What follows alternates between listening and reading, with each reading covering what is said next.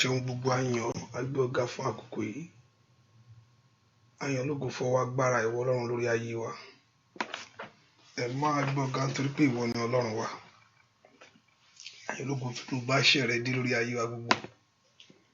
Àwọn ibi tó ń bá iṣẹ́ rẹ lọ. Ẹni máa ń sọ lórúkọ Jésù Olúwa gbọpẹ́. Kábíyèsí. Ìwọ la gbéga lọ́wọ́lọ́wọ́ báyìí, ìwọ la fi gbogbo ògo fún.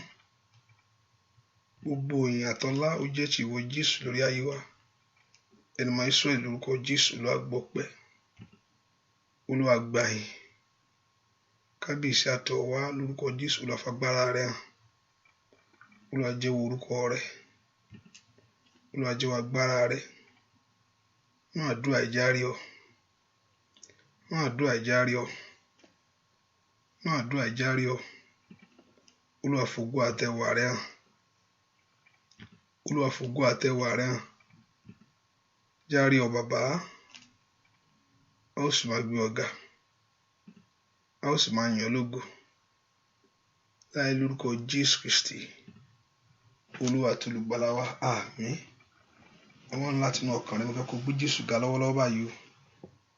Ẹ kò dúpẹ́ fún oore tí Ọlọ́run ṣe lórí ayé rẹ ni. Ẹ kò dúpẹ́ oore gbogbo, oore ojúmọ́, oore ìgbà gbogbo, oore ọjọ́ gbogbo lórí ayé rẹ sẹ́. Ọba tí ò fi ọ́ sílẹ̀. Ẹ kò dúpẹ́ lọ́wọ́ Ọlọ́run yìí. Kọ́ Ọlọ́run ṣeun. Olúwo ṣeun. Olúwo ṣeun. Aláàbò Góṣẹ́nì ó ṣe. Ìwọ tí ń pa àwọn tí ẹ mọ́ ò mọ̀ ṣe. Lórí ayé mi mo dúpẹ́ o. Lórí ayé mi mo dúpẹ́. Lórí ayé ọmọ mi mo dúpẹ́. Dúpẹ́ lọ́wọ́ Ọlọ́run yìí. Ẹ kò dúpẹ́ lọ́wọ́ Ọlọ́run náà ní àṣálẹ́ yìí. Fún oore tó ṣe lórí ayé rẹ, ibi tó bá ayé rẹ dé. Ṣùgbọ́n Ọlọ́run mi tó ń bá ayé rẹ lọ. Dúpẹ́ lọ́wọ́ Jésù yìí. Ọba tí ò kọ̀ ọ́ sílẹ̀. Olóore wa ni o. Ẹ ká dúpẹ́ lọ́wọ́ Jésù yìí. Jésù mi ò mọ̀ ṣe o. Jésù mi ò ṣe o. Jésù mi ò mọ̀ ṣe.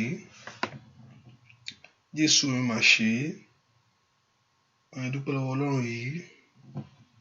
Ọba tí ò fi ọ́ sílẹ̀. Ọba tí ò jó dẹni ẹni ìgbàgbé. Ọba tí ò fún ìmọ̀ táṣẹ lórí ayé rẹ. Ọba tí ò jẹ́ kí ìmọ̀ òkùnkùn ṣẹ́nu ilé rẹ sẹ́. Jẹ́ kí ẹ fẹ́ kó dúpẹ́ tọkàntọkàn. Jẹ́ kí ọ̀rọ̀ rẹ tọ́pẹ́ o. Ọ̀rọ̀ rẹ mọ̀ sí jọpẹ́ lọ. Jésù ṣe fún àánú tó fi gbà mí. Wọ́n tó gbà mí. Wọ́n tó fi ẹ̀jẹ̀ rẹ gbà mí. Dúpẹ́ lọ́wọ́ Jésù. Ọba tó fi ẹ̀jẹ̀ ńlá rẹ gbọ́. Dúpẹ́ lọ́wọ́ rẹ̀ sẹ́. Olórí ayé mi ò mọ̀ ṣe. Olóore mi ò mọ̀ ṣe. Olùgbàlà ọba mi. Ènìyàn bá máa yin Jésù. Fún iṣẹ́ ìyanu àtòrí rẹ̀. Ẹni tó dá mi ò mọ̀ sí o. Olùgbàlà ọba mi. Ènìyàn bá máa yin Jésù. Fún iṣẹ́ ìyanu àtòrí rẹ̀. Ẹni tó ní mi ò mọ̀ sí. Olùgbàlà ọba mi. Ènìyàn bá máa yin Jésù. Fún iṣẹ́ ìyanu àtòrí rẹ̀. Ò bá yìn. Orí ayé rẹ ò mọ̀ ṣe o. Ọlọ́run mi ò mọ̀ ṣe o. Mo yìn ọ́. Mo yìn ọ́. Mo yìn ọ́. Mo yìn ọ́. Mo yìn ọ́. Mo yìn ọ́ fún oore gbogbo. Mo yìn ọ́ fún oore gbogbo. Oore ọjọ́ gbogbo. Oore ìgbà gbogbo lórí ayé mi. Dúpẹ́ lọ́wọ́ Ọlọ́run bẹ́ẹ̀. Oore ọjọ́ gbogbo. Oore ìgbà gbogbo. Oore ojúmọ́ lórí ayé rẹ sẹ́. Aláàánú mi ò mọ̀ ṣe o.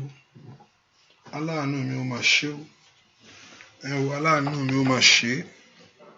Aláàánú mi ò mọ̀ ṣe. Dúpẹ́ lọ́wọ́ Jésù yìí. Aláàánú ayé rẹ ni. Aláàánú ọmọ rẹ ni. Aláàánú ni. Ó ṣàánú rẹ tilétilé. ó ṣàánú mi tọmọtọmọ, dúpẹ́dúpẹ́ aláàánú mi níṣẹ́. Jésù ṣé o, Jésù ṣé o, mo yìn ọ́. Jésù ṣé, mo gbé ọ ga sẹ́. Ó ní ìtọ́jú mi lèmi fọpẹ́ fún. Ó bá dúpẹ́ lọ́wọ́ rẹ̀ sẹ́. Ó ní ìtọ́jú ayé mi lèmi fọpẹ́ fún.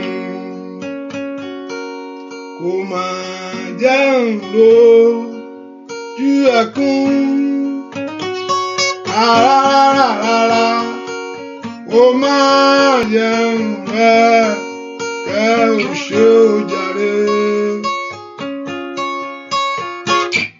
Ayọ̀ láyọ̀ èmi àti lèmi wà o. Onítọ́jú mi èmi fọpẹ́ fún. Onítọ́jú mi èmi fọpẹ́ fún.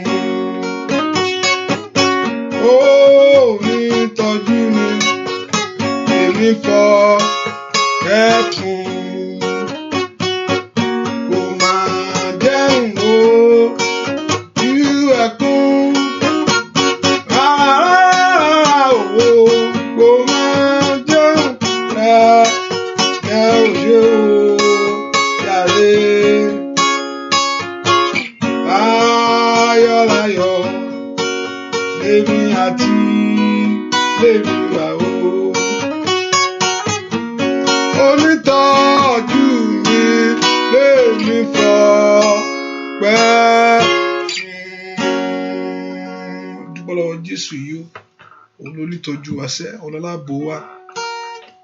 Jésù ṣé o, mo yìn ọ́. Dúpẹ́ lọ́wọ́ Ọlọ́run yìí, ọba tó pọ̀ nígbà tí agbára, ọba tó ní gbogbo agbára lọ́wọ́. Kábíyèsí o ṣé o, olùgbàlà o ṣé, olùgbàlà o máa ṣe é. Mo yìn ọ́ fún oore tó ń ṣe lórí ayé mi. Dúpẹ́ lọ́wọ́ Ọlọ́run yìí. Èmi yóò máa yìn ọ́ Olúwa, n ó máa gbógo rẹ̀ ga o. Èmi yóò máa yìn ọ́ Olúwa, àmín. N ó gòkìkí oore rẹ̀. Èmi yóò máa yìn ọ́ Olúwa, n ó máa gbógo rẹ̀ ga o. Èmi yóò máa yìn ọ́ Olúwa, n ó gòkìkí oore rẹ̀. Dúpẹ́ lọ́wọ́ Ọlọ́run alààyè. Èmi yóò máa yìn ọ́ Olúwa, kábíyèsí mi, ó máa gbógo rẹ̀ ga o. Èmi yóò máa yìn ọ́ Olúwa, àmín. N ó gòkìkí oore rẹ̀. Kábíyèsí o ṣé lórí ayé wa ni ẹlẹ́rù ní ńlá. Ọlọ́run ọ̀gbọ́rọ̀ bàbá mi sẹ́. Dúpẹ́ lọ́wọ́ Jésù. N ó máa gbógo rẹ̀ ga o. Èmi ó máa yìn ọ́ Olúwa, àmín. N ó gòkìkí oore rẹ̀. Dúpẹ́. Èmi ó máa yìn ọ́ Olúwa, alágbára. N ó máa gbógo rẹ̀ ga o. Èmi ó máa yìn ọ́ Olúwa, n ó gòkìkí oore rẹ̀. O ṣé Ọlọ́run alààyè, kábíyèsí ńlá, mo dúpẹ́ lọ́wọ́ rẹ o. O ṣé kábíyèsí ọba gbogbo ayé, bàbá ńlá ọba dúpẹ́ lọ́wọ́ Ọlọ́run ọba gbogbo ayé. Ọba ẹ ṣé gan lórí ayé mi o, ọba gbogbo ayé. Bàbá ẹ ṣé gan kábíyèsí, ọba gbogbo ayé. Olódùmarè ńlá, Bọ́lá ẹ ṣé gan kábíyèsí, ọba gbogbo ayé. Bàbá ẹ ṣé gan lórí ayé mi, mo ronú ọba gbogbo ayé. Ọba tí òjò ń rí ọmú, bàbá ẹ ṣé gan kábíyèsí, ọba gbogbo ayé ṣá lórí ayé mi lòwọ́. Ọba ẹ ṣé gan kábíyèsí, ọba gbogbo ayé. Bàbá ẹ ṣé gan kábíyèsí, ọba gbogbo ayé. Bàbá ẹ ṣé gan. Dúpẹ́ lọ́wọ́ Jésù kó mọ̀ ṣe òun. Dúpẹ́ lọ́wọ́ mọ̀ ṣe sẹ́. Dúpẹ́ lọ́wọ́ Jésù, yóò ṣeun fún mi. Ó ṣeun fún mi. Ohun ayé kò lè ṣe. Bàbá ṣeun fún mi. Ó ṣeun fún mi. Ó ṣeun fún mi. Ohun ayé kò lè ṣe. Olúwa ṣeun fún mi. Ohun ẹbí kò lè ṣe fún mi sẹ́. Bàbá ṣeun fún mi. Ohun tí ọwọ́ ìyá rẹ ò ká, bàbá ti ṣe fún mi. Ohun tọ̀rẹ́ kò lè ṣe, bàbá ṣeun fún mi. Ó ṣeun fún mi.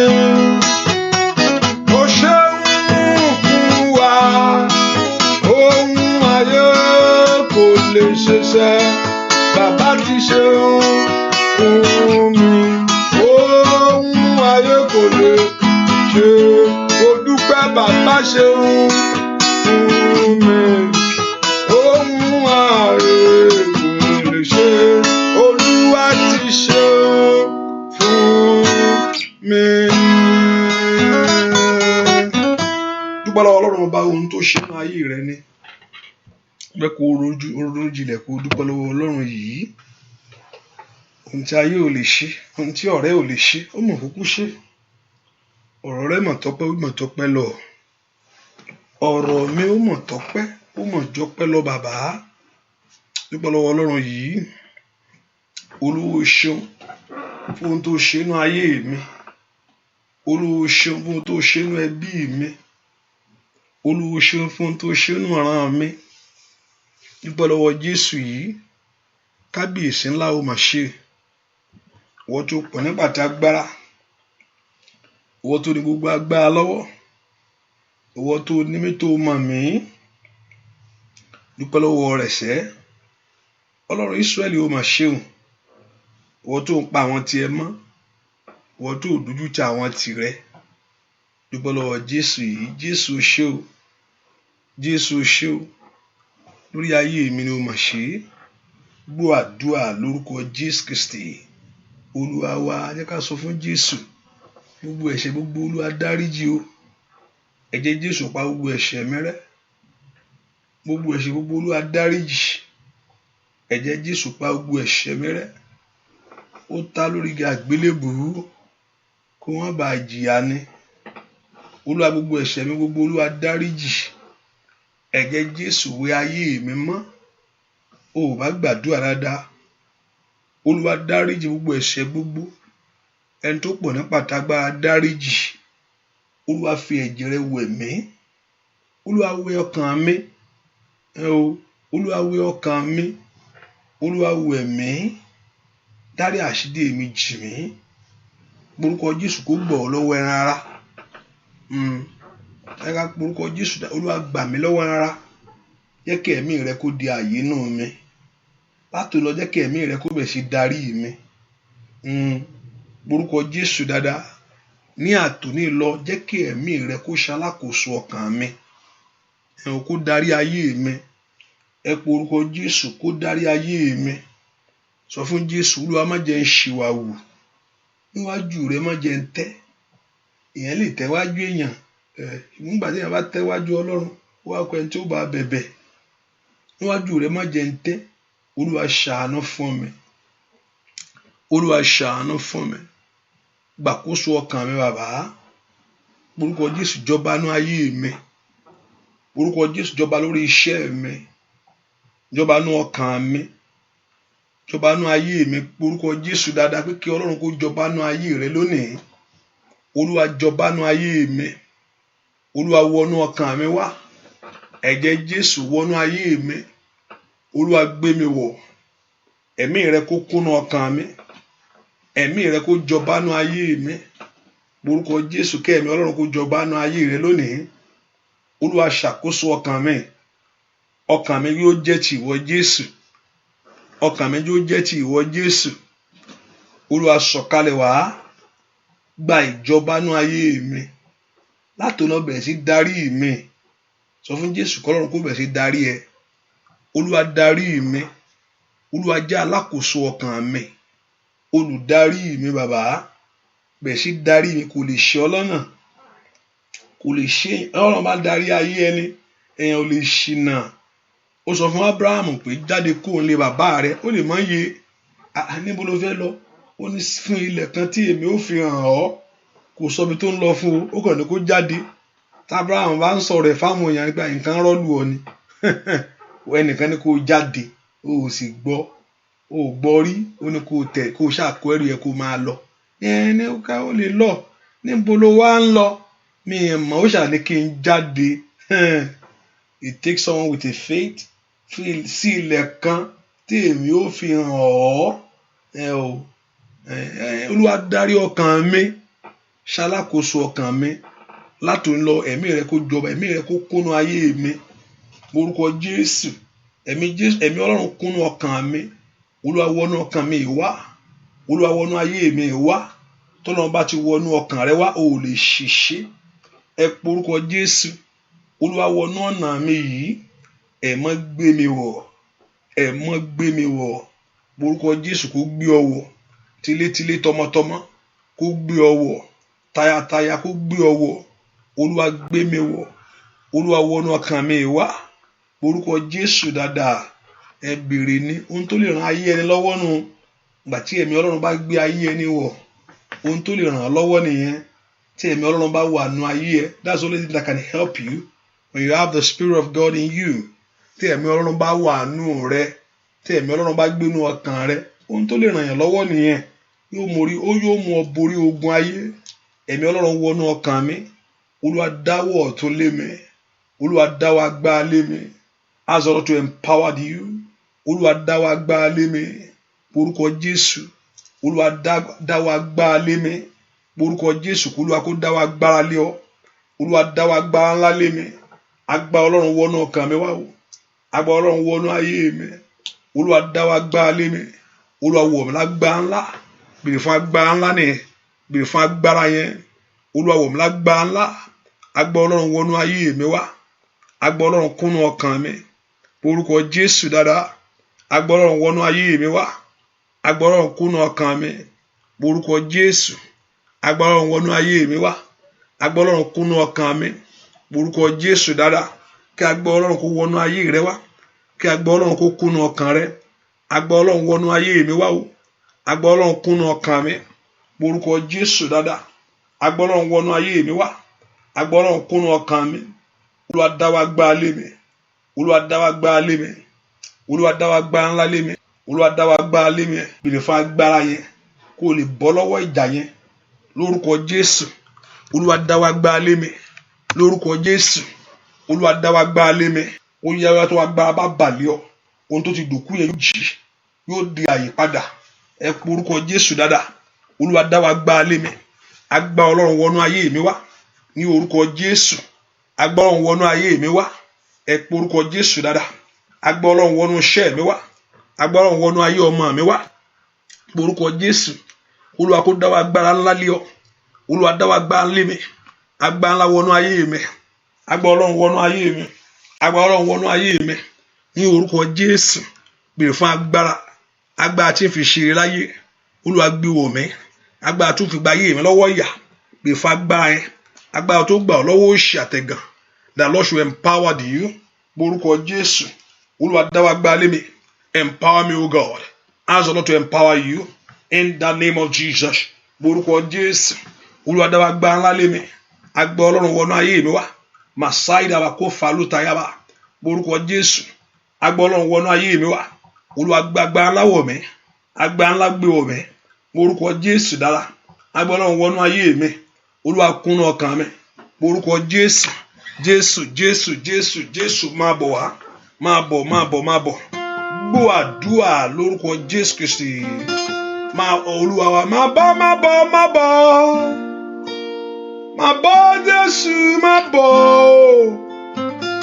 máa bọ̀ ẹ̀mí mímọ́ máa bọ̀ kó wá tú ayé mi ṣe. Máa bọ̀ máa bọ̀ máa bọ̀ máa bọ̀ Jésù máa bọ̀ ẹ̀mí mímọ́ máa bọ̀ kó wá tú ayé mi ṣe. Máa bọ̀ máa bọ̀ máa bọ̀ máa bọ̀ Jésù máa bọ̀ ẹ̀mí mímọ́ máa bọ̀ kó wá tú ayé mi ṣe. Ó yá máa bọ̀ máa bọ̀ máa bọ̀ máa bọ̀ Jésù máa bọ̀ ẹ̀mí mímọ́ máa bọ̀ kó wá tú ayé mi ṣe. Ó yá wọlé wá nínú ọkàn mi ni. Ó yá wọlé wá nínú ayé mi ni. Ó yá tú orí ṣe tú ọkàn mi ṣe láyé. Máa bọ̀ máa bọ̀ máa bọ̀ máa bọ̀ Jésù máa bọ̀ ẹ̀mí mímọ́ máa bọ̀ kó wá tú ayé mi ṣe. Ó yá ó yá ó yá máa bọ̀ máa bọ̀ máa bọ̀ máa bọ̀ Jésù máa bọ̀ ẹ̀mí mímọ́ máa bọ̀ kó wá tú ayé mi ṣe. Ó yá kó tú ṣe ó yá kó yí padà sí rere. Ó yá lórúkọ Jésù. Máa bọ̀ máa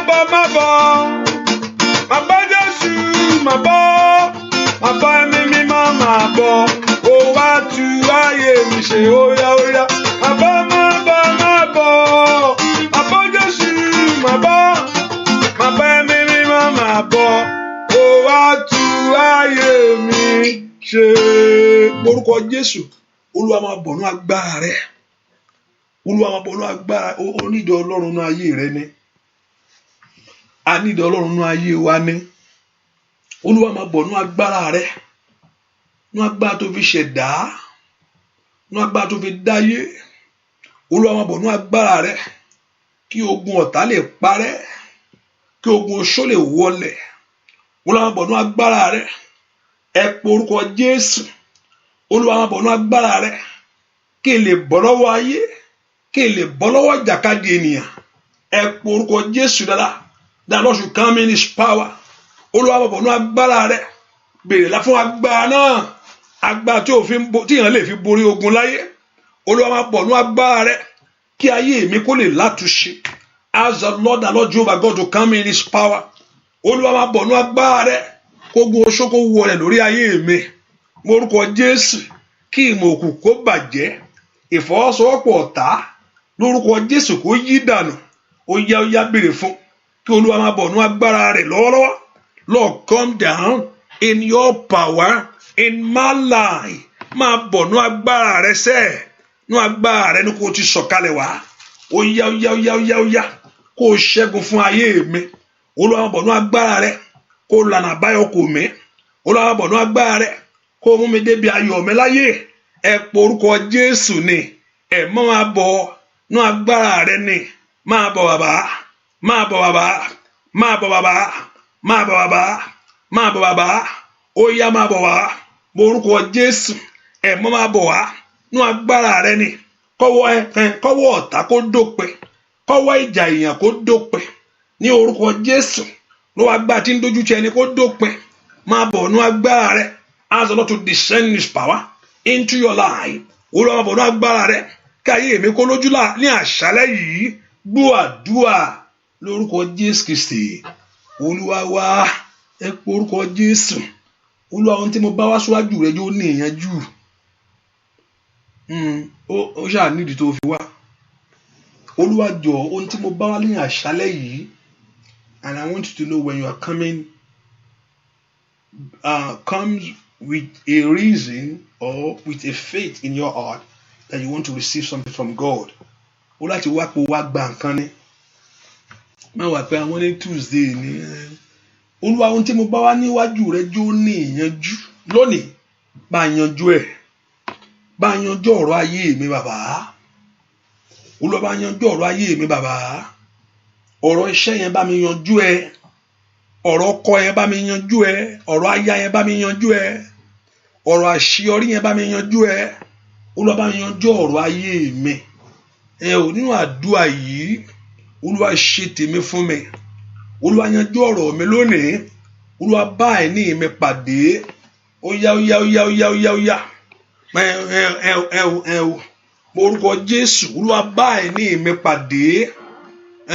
Ó yá.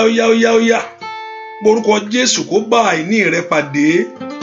Ó yá Jésù bá ẹni mi pàdé. Ọmọ Ọlọ́run ṣẹ́gun fún mi. Jésù bá ẹni mi pàdé. Bàbá ọmọ Ọlọ́run ṣẹ́gun fún mi. Ó yá o gbogbo tó yọ mí lẹ́nu.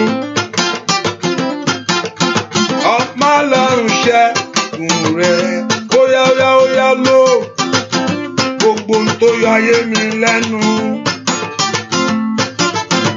Ọmọ Ọlọ́run ṣẹ́gun rẹ̀. Ó yá gbàdúrà ṣá. Jésù bá ní mi pàdé kí lè ṣe láyé o. Ọmọ Ọlọ́run ṣẹ́gun fún mi. Ṣẹ́gun ọ̀tá. Jésù bá ní mi pàdé ṣẹ́. Ọmọ Ọlọ́run ṣẹ́gun rẹ̀. Lórí ayé mi ni gbogbo ohun tó yà ayé mi lẹ́nu. Ọmọ Ọlọ́run ṣẹ́gun rẹ̀. Mi gbọ́sẹ́ gbogbo ohun tó yọṣẹ́ mi lẹ́nu. Ọmọ Ọlọ́run ṣẹ́gun rẹ̀. Kábíyèsí ó yá. Jésù bá ní mi pàdé ṣẹ́. Ọmọ Ọlọ́run ṣẹ́gun fún mi. Bá ń ṣẹ́gun. Mo ní Jésù já ní mi pàdé ṣẹ́. Ọmọ Ọlọ́run ṣẹ́gun fún mi. Bá ń ṣẹ́gun ayé gbogbo tó yọ ayé mi lẹ́nu. Àríṣẹ́ àrọ́pọ̀ láyé. Ọmọ Ọlọ́run ṣẹ́gun rẹ̀. Ànífọ̀kànbalẹ̀ gbogbo tó yọ ayé mi lẹ́nu. Àrówó náà Olódùmarè. Ọmọ Ọlọ́run ṣẹ́gun rẹ̀. Ó yá wí tiẹ̀ fún Olódùmarè. Ó yá Jésù bá ní mi pàdé ṣẹ́. Ọmọ Ọlọ́run ṣẹ́gun mi. Oní Jésù bá ní mi pàdé o. Ọmọ Ọlọ́run ṣẹ́gun fún mi. Gbogbo ohun tó ń ya ayé mi lẹ́nu yóò jẹ́ kí n nífọ̀kànbalẹ̀. Ọmọ Ọlọ́run ṣẹ́gun rẹ̀. Bàbá mímọ́ o gbogbo ohun tó ń yọ ayé mi lẹ́nu. Bàbá mi Ọmọ Ọlọ́run ṣẹ́gun rẹ̀. Ó yá sọ fún Jésù. Jésù bá ní mi pàdé ṣẹ́. Ọmọ Ọlọ́run ṣẹ́gun fún mi. Olódùmarè ńlá oní Jésù bá ní mi pàdé ṣẹ́. Ọmọ Ọlọ́run ṣẹ́gun rẹ̀. Gbogbo tó ń ya ayé mi lẹ́nu. Kábíyèsí mi ọmọ Ọlọ́run ṣẹ́gun, ọmọ Ọlọ́run ṣẹ́gun rẹ̀, ọmọ Ọlọ́run ṣẹ́gun rẹ̀, àníṣe àìróná ọmọ Ọlọ́run ṣẹ́gun rẹ̀, àrọ́mọbí lórúkọ jẹ́ ọmọ Ọlọ́run ṣẹ́gun rẹ̀, àìsàn lórúkọ ọmọ Ọlọ́run ṣẹ́gun rẹ̀, aláṣeyọrí oore láyé ọmọ Ọlọ́run ṣẹ́gun rẹ̀, ogun ọ̀tá ogun alẹ́ ní mádé ọmọ Ọlọ́run ṣẹ́gun rẹ̀, gbogbo owó agbára òkùnkùn láyé ọmọ Ọlọ́run ṣẹ́ lórí ayé mi ní kábíyèsí, ọmọ Ọlọ́run ṣẹ́gun lórí ayé àwọn èèyàn yìí lórúkọ Jésù. Oya oya oya oya oya oya ọmọ Ọlọ́run ṣẹ́gun rẹ̀, oya oya lórúkọ Jésù mo wí ọmọ Ọlọ́run ṣẹ́gun rẹ̀. Ẹ porúkọ Jésù, àìní mi ni kò bá pàdé, gbogbo agbára tó ní kò ní ṣeé ṣe fún mi, Olúwa tẹrí wọn bá. Tó o bá dákẹ́, tí èèyàn bá dákẹ́ pé ohun èèyàn lásán ni wọ́n ní pé mi lè ṣe, tó o dákẹ́ ẹ̀yin ò lè ṣe o, ó ń tan ara rẹ̀ ni. Tó o bá dákẹ́ sí ọ̀rọ̀ mi táyé sọ sí ọ, olùwẹ̀ ń ṣe ṣáìsì bọ̀nú. Gbogbo agbára tó ní kò ní ṣeé ṣe, gbogbo èèyàn kà tó dúró, àwọn èèyàn máa ń wo ayé èèyàn ni, àwọn èèyàn pé ẹ jẹ́ ká wo bó ṣe máa bá dé, àwọn kan ni àwọn ń wò bẹ́ẹ̀ ibi tó máa bá dé, ibi tó máa bá já, àwọn kan ń wò pé kó má ṣeé ṣe, àwọn kan ń wò pé kó má ṣeé ṣe, àwọn tó ń wo ayé èèyàn ni ká máa wo ibi tó máa bá dé, kò ní pẹ́ sùn ẹ̀ fílẹ̀, kò ní pẹ́ rẹ̀, àwọn kan nìyẹn o. Àwọn kan wà pé àníṣe ẹ má jò ṣe ṣe fún un, ẹjọ́ dúró tì í, ẹjọ́ dúró tì í. Àwọn kan tí tó ń wọ̀ pé káwọn jù ẹ lọ, àwọn máa jù lọ ṣáà ni, àwọn fẹ́ jù lọ, àwọn ó jù lọ níbi tó wà. Ẹ porúkọ Jésù dáadáa, ó yá ó yá ó yá, gbogbo agbára tó ní kò yí ní ṣe ṣe, gbogbo ìyànká tí ò fẹ́ gbà mí láyé o, gbogbo agbára tí ò fẹ́ yàǹda orin lé mi lọ́wọ́, ohun tí mò ń lé agbára tí ò fẹ́ fún mi ṣe, gbogbo agbára tí ò fẹ́ gbà fún mi, nú àdúrà Olúwa bá mi ṣẹ́gun rẹ̀, ohun tí ò fẹ́ kí n tẹ̀síwájú, every power delaying your breakthrough, every power denying you of your blessing, denying you of your glory, gbogbo agbára tí ò fẹ́ kí n gbà á, gbogbo agbára tí ò fẹ́ kí n gbà á, gbogbo ohun adínilọ́wọ́, gbogbo ohun ajánilólè, ajírégbé ènìyàn lórúkọ Jésù, Olúwa bá mi ṣẹ́gun ẹ̀, Olúwa bá mi ṣẹ́gun ẹ̀, Olúwa bá mi ṣẹ́gun ẹ̀, Olúwa bá mi ṣẹ́gun ẹ̀, Olúwa bá mi ṣẹ́gun ẹ̀, Olúwa bá mi ṣẹ́gun ẹ̀. Ẹ porúkọ Jésù, Olúwa bá mi ṣẹ́gun ẹ̀, Olúwa bá mi ṣẹ́gun ẹ̀. Ohun tó fẹ́ fà ìgbà mi, tó fẹ́ kí n rí ìyanu mi yìí, ní orúkọ Jésù, Olúwa bá mi ṣẹ́gun ẹ̀. Ohun tó fẹ́ kí n ráyọ̀ yìí, Olúwa bá mi ṣẹ́gun ẹ̀. Ohun tí ò fẹ́ kó tẹ̀ mí lọ́wọ́ láyé, orúkọ Jésù, kọ́lọ́run kó bẹ́ẹ̀ ṣẹ́gun ẹ̀, ẹ̀ mọ́ ṣẹ́gun ẹ̀ fún mi. Gbogbo agbára tí ò fẹ́ fà ìgbà mi kí n ṣe oore o, kí n lóore, Olúwa bá mi ṣẹ́gun ẹ̀. Gbogbo agbára tó ń fìyà ilé jẹ mí, gbogbo agbára tó ń fẹ̀tọ́ mi dùn mí, ní orúkọ Jésù, gbogbo agbára dí lọ́wọ́, agbára dènà ẹni, bá mi ṣẹ́gun ẹ̀ bàbá, láṣàlẹ̀ yìí, nínú àdúrà yìí, bá mi ṣẹ́gun ẹ̀, Olúwa bá mi ṣẹ́gun ẹ̀, bá mi ṣẹ́gun ẹ̀, ní orúkọ Jésù, bá mi ṣẹ́gun ẹ̀, bá mi ṣẹ́gun ìdílé, bá mi ṣẹ́gun ènìyàn, bá mi ṣẹ́gun ọ̀tá, ní orúkọ Jésù, bá mi ṣẹ́gun òkùnkùn lórí ayé mi lónìí, ní orúkọ Jésù, Olúwa bá mi ṣẹ́gun. Ó gbàdúrà kó Olúwa bá mi ṣẹ́gun, kó Olúwa kó ṣẹ́gun fún ọ, Olúwa bá mi ṣẹ́gun, bá mi ṣẹ́gun ọ̀tá, ní orúkọ Jésù, bá mi ṣẹ́gun lónìí, fún mi ní ìṣẹ́gun bàbá, fún mi ní ìṣẹ́gun bàbá, fún mi ní ìṣẹ́gun bàbá, fún mi ní ìṣẹ́gun bàbá. Àní kó béèrè fún ìṣẹ́gun rẹ lọ́wọ́ agbára tí ò fẹ́ kó orí mú, lọ́wọ́ agbára tí ò fẹ́ gbà fún ọ, lọ́wọ́ agbára tó ń fi àjẹ́ ọ, ní orúkọ Jésù, lọ́wọ́ agbára tó ń fẹ̀tọ́ rẹ dùn ọ. Ẹ pe orúkọ Jésù, Olúwa bá mi ṣẹ́gun, fún mi ní ìṣẹ́gun lórí rẹ bàbá, fún mi ní ìṣẹ́gun lórí rẹ bàbá, lọ́wọ́ òkùnkùn. Gbọ́ àdúrà lórúkọ Jésù Kristi Olúwa wa. Ẹ pe orúkọ Jésù, Olúwa bá mi paná ọ̀tá, iná tí ọ̀tá dá lórí ayé mi tí ń jó, ẹ̀mọ́ bá ń bomi pa, iná máa ń jó nǹkan run, á ba nǹkan jẹ́, iná máa ń ba nǹkan báyìí. Iná ò mọ nǹkan tó fáyín, kò sì mọ nǹkan tó owó tó fi rà á. iná ò mọ wàhálà tí èèyàn ń ṣe lórí nǹkan tó bá bọ́ọ̀lù yóò sọ di nǹkan míì. Mo fẹ́ kó gbàdúrà Olúwa bá mi paná ọ̀tá ò kí àpé kí ọdún tó ti ń bá bọ̀ èwo ló kàn wọ́n. Ó mọ̀ tipẹ́ tí mo ti wà lẹ́nu kinní yìí èwo ló kàn tá rẹ kò sí nǹkan tó kàn wọ́n. Èmi nìkan ló mọ̀ kú láàrin gbogbo wọn ń bẹ̀ yẹn. Èwo ló kàn tá wọ́n tẹ̀ fẹ́ kó tẹ̀ má tẹ̀ tó wá sí láàrin wọn gan-an kó tẹ̀ má tẹ̀ sí lórí list lọ́tẹ̀ tó lè pa tó tẹ̀ pé ó tẹ̀ wà lórí list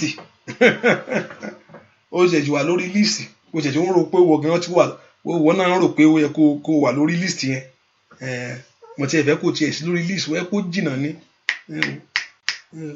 gbogbo náà tá Olúwa bá ń pa gbogbo náà tí ọ̀tá dá sórí ayé mi tí mú nǹkan nira tó mú ayé rọrùn láì sọ nǹkan míì gbogbo iná ọ̀tá bá ń paná rẹ̀ gbogbo náà àṣetì gbogbo náà àmọ́bọ́ gbogbo náà ẹ̀gàn àti ìtìjú Olúwa bá mi paná rẹ̀ Olúwa paná ọ̀tá Olúwa bá mi bomi pa ó Olúwa paná tí ọ̀tá dá sórí ayé mi ní orúkọ ìwọ ló lè bá mi pa iná tí ò fẹ́ kó oore kó jọ fún mi Olúwa bá mi paná ọ̀tá wọ́n lanu kó porúkọ Jésù yẹn ni Olúwa kó paná ọ̀tá nú ayé rẹ ẹ̀ mọ́ pa porúkọ Jésù Olúwa paná ọ̀tá nínú ayé mi Olúwa pa nínú ayé ọmọ mi Olúwa pa lórí iṣẹ́ mi Olúwa pa gbogbo ọ̀nà mi Olúwa pa Olúwa paná ọ̀tá nínú ayé mi Olúwa pa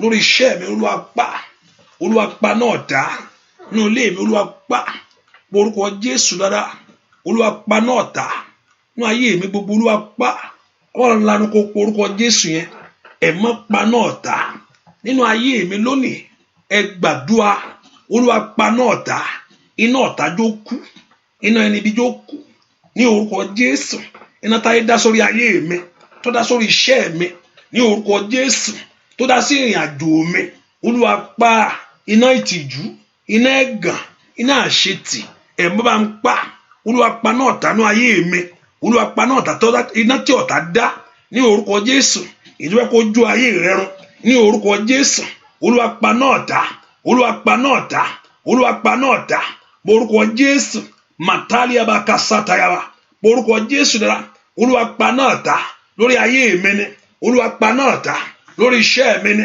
orúkọ Jésù Olúwa paná ọ̀tá gbọ́ àdúà lórúkọ Jésù Kristi Olúwa wá orúkọ Jésù Olúwa bá ń paná ọ̀tá nú ayé mi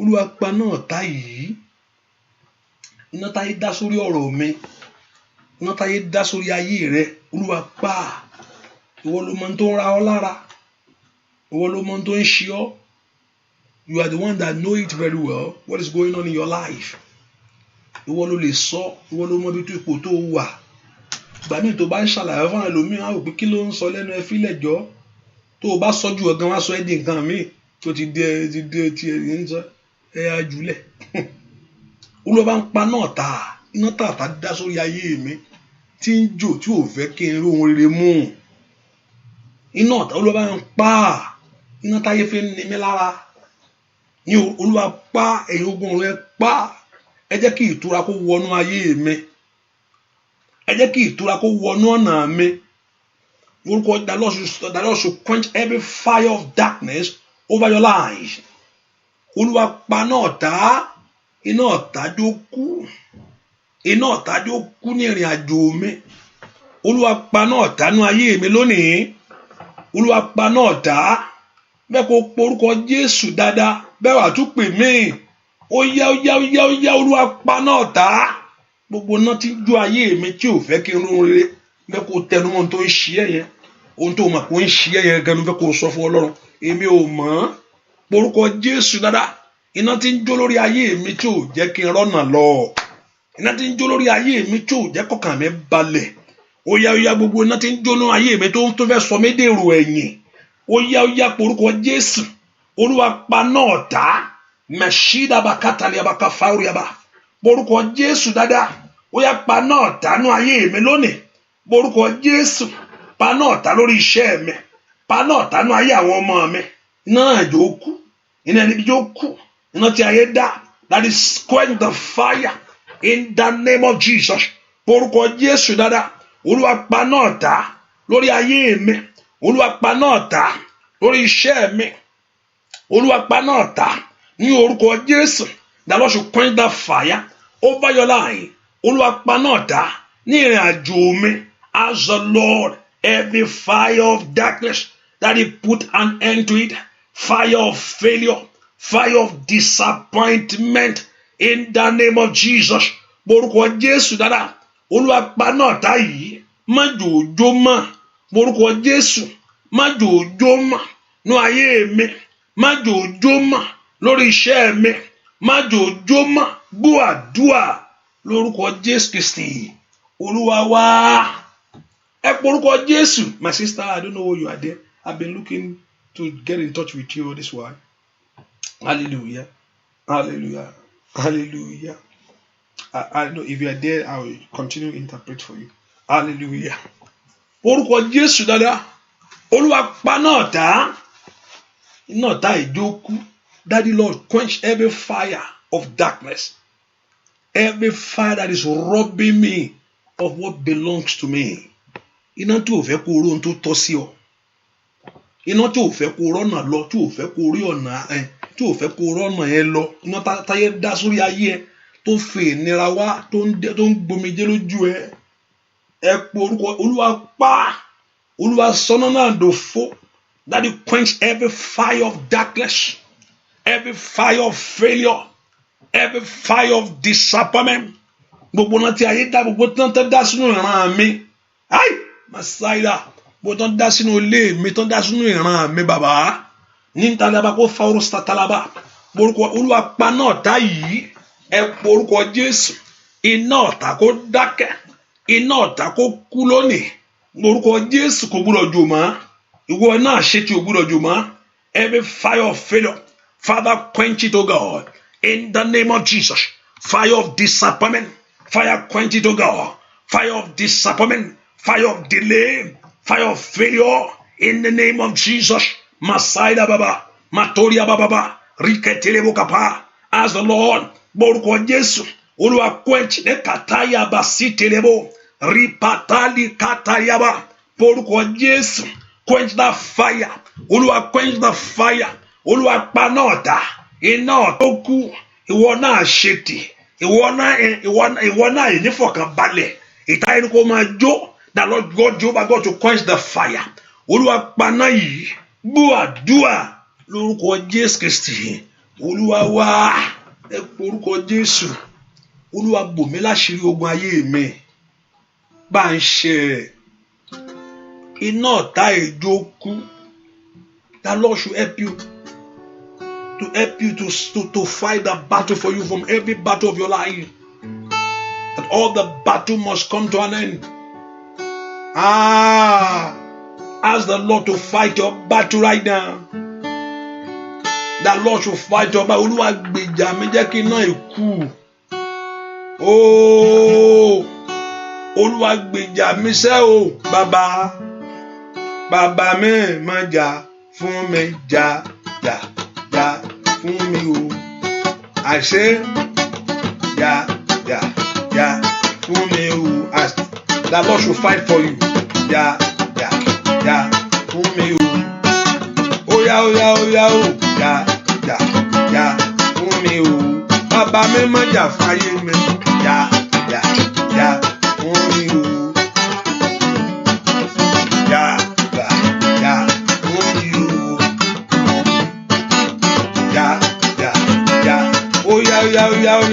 Óyá mo bẹ̀ ọ́ ní bàbá. Jà fún mi o. O lè paná òkùnkùn. Jà fún mi o. Let God fight. Jà fún mi o. Ó jà fún ayé rẹ̀ mú bí o. That Jehovah God should fight for you. Bàbá mi o. Jà fún mi o. Olódùmarè jà fún ayé mi. Jà fún mi o. Olódùmarè jà fún ayé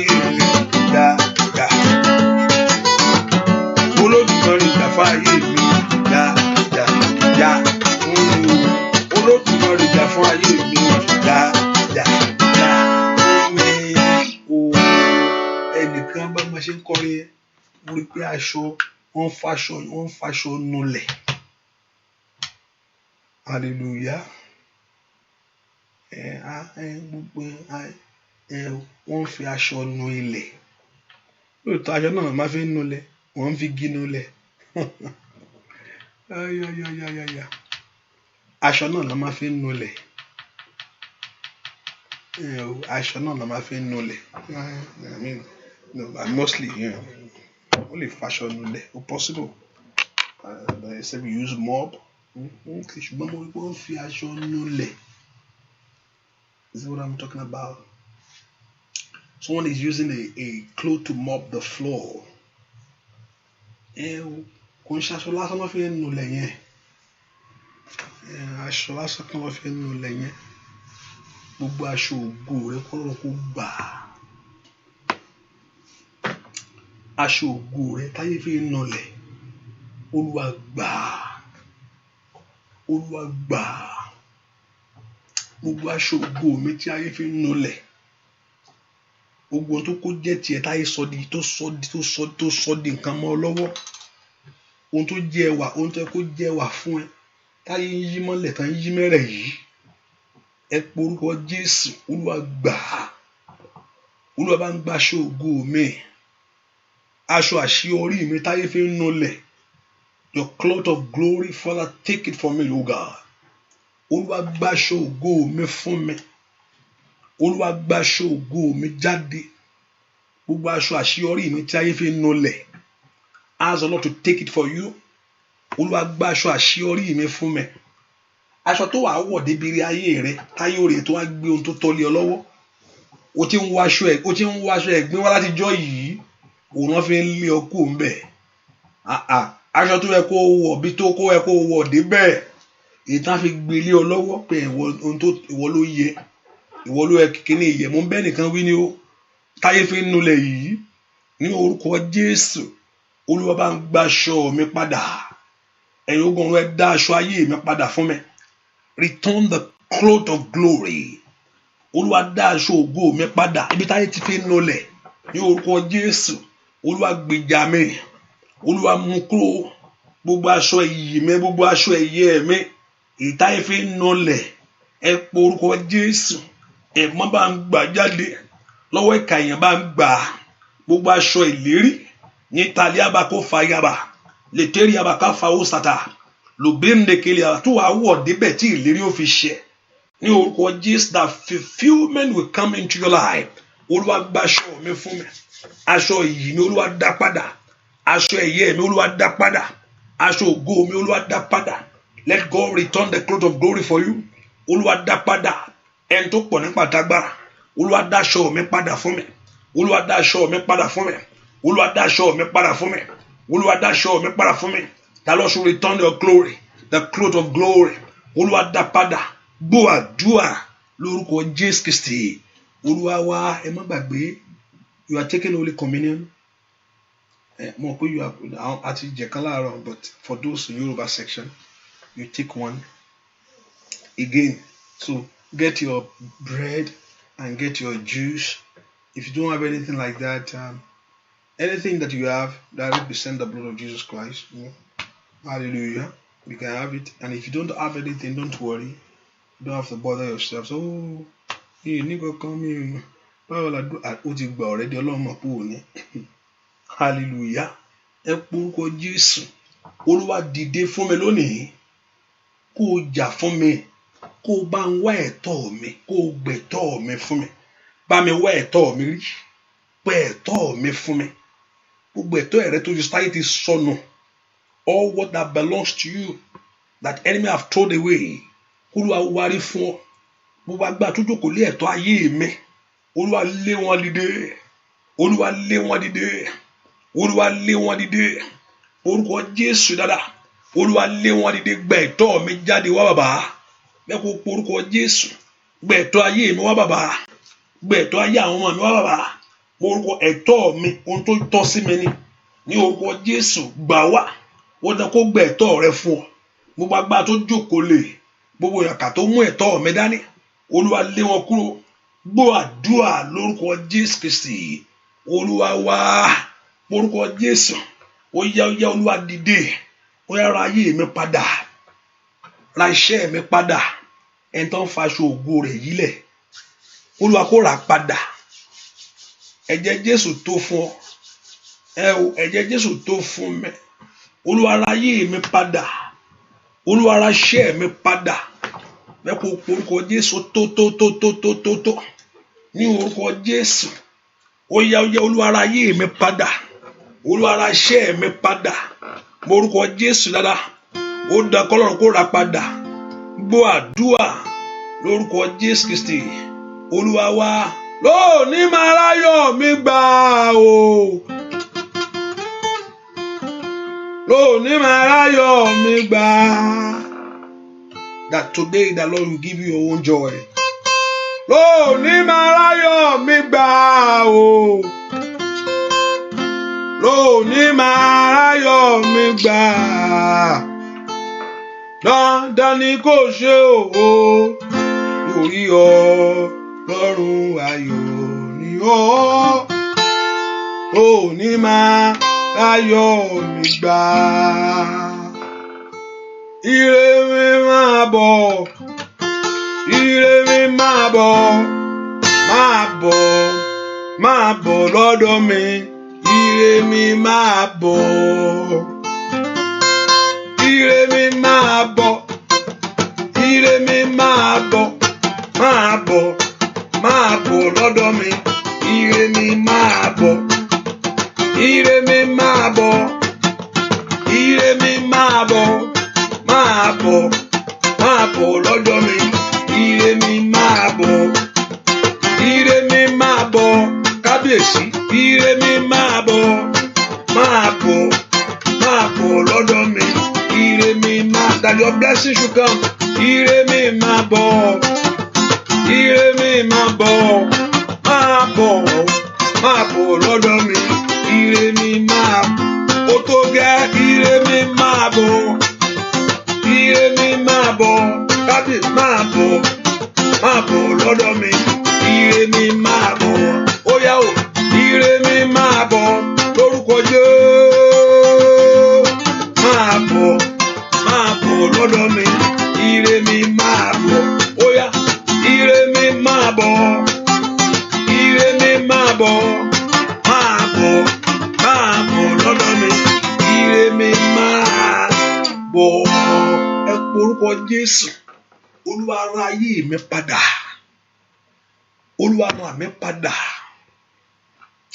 ó ṣàtẹ̀jẹ́ rẹ̀ he paid the price for your life so that you may have that life Olúwa ra ayé mi padà gbogbo agbára tó ní kó máa lọ bẹ́ẹ̀ gbogbo agbára tó ní kó máa lọ kó ṣáà máa lọ bẹ́ẹ̀ ni gbogbo agbára náà kó ṣègbé Olúwa ra ìrìn àjò mi padà gbogbo agbára tó gbọ́ wá pẹ́ lu yẹn Olúwa ra ayé àwọn ọmọ mi padà Olúwa ra iṣẹ́ mi padà Olúwa ra ìrìn àjò that Lord should redeem your life agbára jíǹde gbé ayé mi dìde Olúwa ra ayé mi padà ẹ̀jẹ̀ Jésù ra ayé mi padà ẹ̀jẹ̀ Jésù ra iṣẹ́ mi padà that the blood of Jesus redeem your life Olúwa ra ayé mi padà rà mí padà lọ́wọ́ ogun ènìyàn redeem my life from failure redeem my life from stagnancy redeem my life from disappointment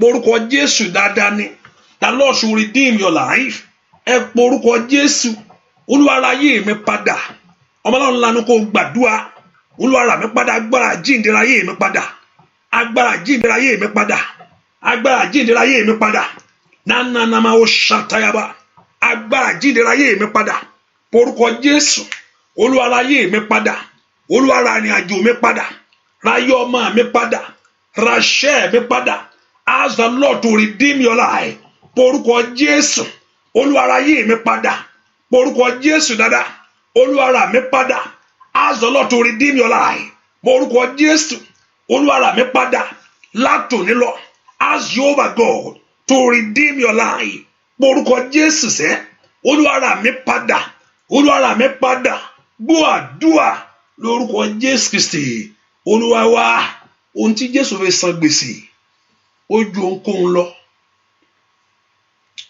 Ohun tó fi san gbèsè rà padà ẹ ó ju ohunkóhun lọ. What the price, the blood of Jesus Christ that Christ used to redeem your life is more precious than anything. Kò sẹ́ni tó lè san olùfẹ́, kò sóhun tó lè san láyé, ṣòwò ló fẹ́ san ni. Owó ò lè jí èèyàn. Owó kò lè jí èèyàn. Owó, the money cannot sustain your life when death show up.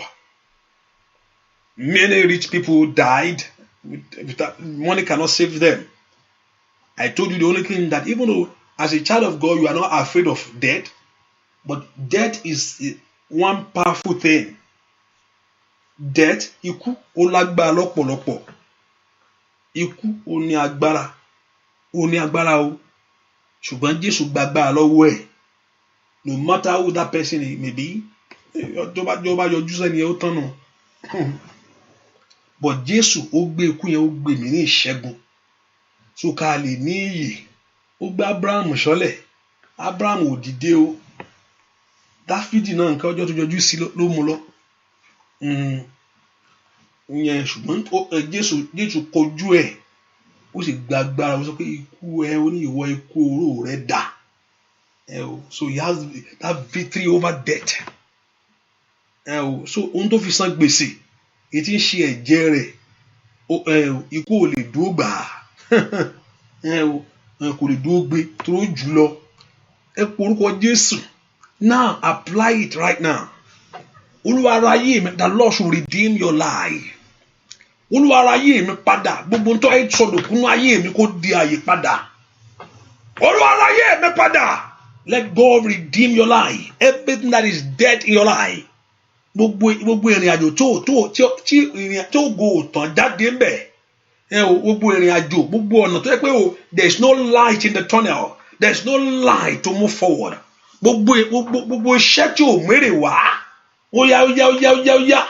Kéèyàn wà lórílẹ̀-èdè that you are in that country, nothing is moving, nothing is working. Orúkọ Jésù dáadáa. Ó yá Olúwa ara ayé mi padà. Gbogbo táyé ti sọdòkú mọ́ mi lọ́wọ́ o. Ẹ má ra padà. Father, redeem my life. Redeem my body. Redeem my marriage. Redeem my children. Redeem my womb. Orúkọ Jésù. Ohun tí ayé ti sọdòkú. Orúkọ Jésù. Olúwa ra padà. Olúwa ra padà. Olúwa ra padà. Ask the Lord to redeem your life. Ask the Lord to redeem your life. Orúkọ Jésù dára. Ask the Lord to redeem your life. Ask the Lord to redeem. Olúwa ara ayé mi padà. Ó yá ra padà. Ra padà lọ́wọ́ àṣetì. Ra padà lọ́wọ́ àmúbọ́. Orúkọ Jésù. Ó yá. Àní kó gbàdúrà. Olúwa ara iṣẹ́ mi padà. Olúwa ara ọ̀nà mi padà. Redeem me to God. Redeem me, O God. In the name of Jesus. Redeem my life, O God. Olúwa ara ayé mi padà. Ọmọlọ́run lánàá kó gbàdúrà. Orúkọ rà padà.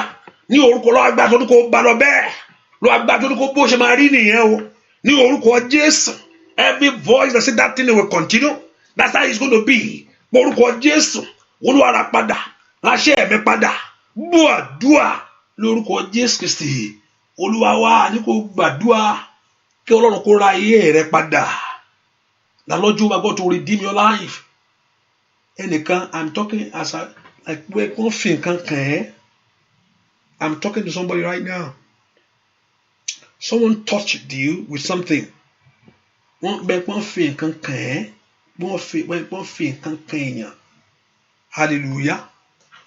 Wọ́n fi nǹkan kàn ẹ́. You have been touched with certain things. Olúwa kó mú kí ẹ jáde kúrò lára ẹ. Wọ́n táyé fi kàn ẹ́. Bẹ́ẹ̀ pé wọ́n fi nǹkan kàn èèyàn. Mi sọ pé inú ẹ̀mí ni ó léyìí o. Wọ́n fi kàn ẹ́ lójú ayé ni mò ń sọ yìí fún ẹ. Ohun tó fi kàn ẹ́ kó bàjẹ́. But everything that you have been touched with that contrary to success in your life. Ohun tá fi kàn ayé ẹ tó dagúnlẹ̀. Ohun tá kan arákùnrin kan ọmọ kejì ló fi nǹkan kàn án. Ó sọ di dàkúdà o. Ọmọ tó ṣáná páàpù tẹ́lẹ̀tẹ́lẹ̀. Ó wá di nǹkan míì. wọ́n fi nǹkan kan ni ayé fi kejì ẹ fi nǹkan kan gbogbo tá a fi kan ayé ẹ lónìí lórúkọ Jésù kó bàjẹ́ gbogbo tá a fi kan ayé rẹ lónìí lórúkọ Jésù kó bàjẹ́ whatever that you have been touched with that contrary lórúkọ Jésù kó bàjẹ́ ohun tá a bá fi kàn ẹ́ kó bàjẹ́ hallelujah ẹnìkan ẹgbẹ́ lómi ọ̀pọ̀lọpọ̀ a máa ẹlẹ́mi á rò pé ó ń fọwọ́ kí ẹni kò fọwọ́ kí ẹ mo lọ́jọ́ kan tẹ́nìkan ń kí mi lọ́wọ́ tó ẹ̀wọ́ lélẹ̀ hallelujah ó ń ṣe kìmí nìyẹn ó rò pé ó ń ṣe kìmí nìyẹn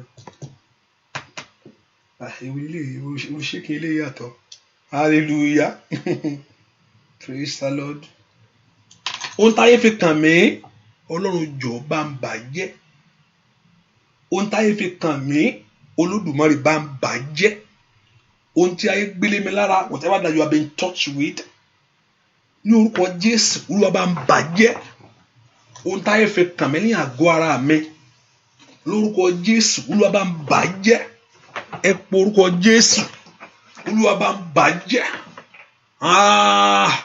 Olúwa bá ń bàjẹ́ orúkọ Jésù whatever you have been touched with gbọ́ àdúrà lórúkọ Jésù Kristi Olúwa wá ìwọ tó ti share prayer ẹ ṣe whether on Facebook on YouTube ẹ ká porúkọ Jésù gbẹ́rẹ́ ayé tó gbòdì lára mi Olúwa bá ń bàjẹ́ ìwọ tó wá fi nǹkan kan yẹn tẹnumọ́ àdúrà dáadáa gbẹ́rẹ́ kórede gbẹ́rẹ́ tó yẹ kó kórede tó kóre lọ gbẹ́rẹ́ tó gbòdì lára rẹ Olúwa bá ń bàjẹ́ ó mọ nǹkan tí mò ń sọ gbẹ́rẹ́ that mark gbẹ́rẹ́ rẹ gbẹ́rẹ́ tó yẹ kó ṣe é lóore òun náà wá bẹ̀ sí káǹtì yóò ti gba kínní yẹn o mò ń ṣe ọ́ yè báyìí ni I'm open your eyes and I'm open your gbẹ́rẹ́ yẹn that mark that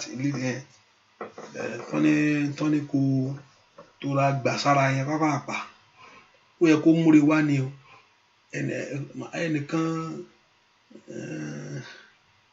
ẹnìkan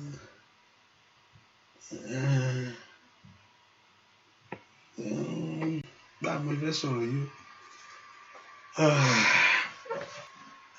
tó kúkú òye pé ní fẹ́ fi ṣe kà gbẹ́rẹ́ ó gbòdì ni tí màmá rẹ̀ gbẹ́rẹ́ lé lórí ẹgbẹ́ màmá rẹ̀ ẹgbẹ́ ló fọwọ́ ara rẹ̀ fún ẹ gangan ìwọ tó lọ tá tó sì gbá tiẹ̀ wọ́n jẹ́ pé òbí rẹ̀ gan ló fún ẹ ó possible dáadáa kó bí fún yàn tí wọ́n bá ti mọ Jésù dọ̀pọ̀lọpọ̀ bá kó protect ọmọ ni wọ́n gbẹ́rẹ́ tó gbòdì tó pe nǹkan burúkú sínú ayé rẹ̀ lórúkọ every mark of enemy every mark that's supposed to be blessing that is bringing sorrow disappointment from one thing to another in your life even olùgbà tó wọlé ọkọ gan gbogbo ẹ̀kọ́ ṣáàrí bá I'm talking now I'm talking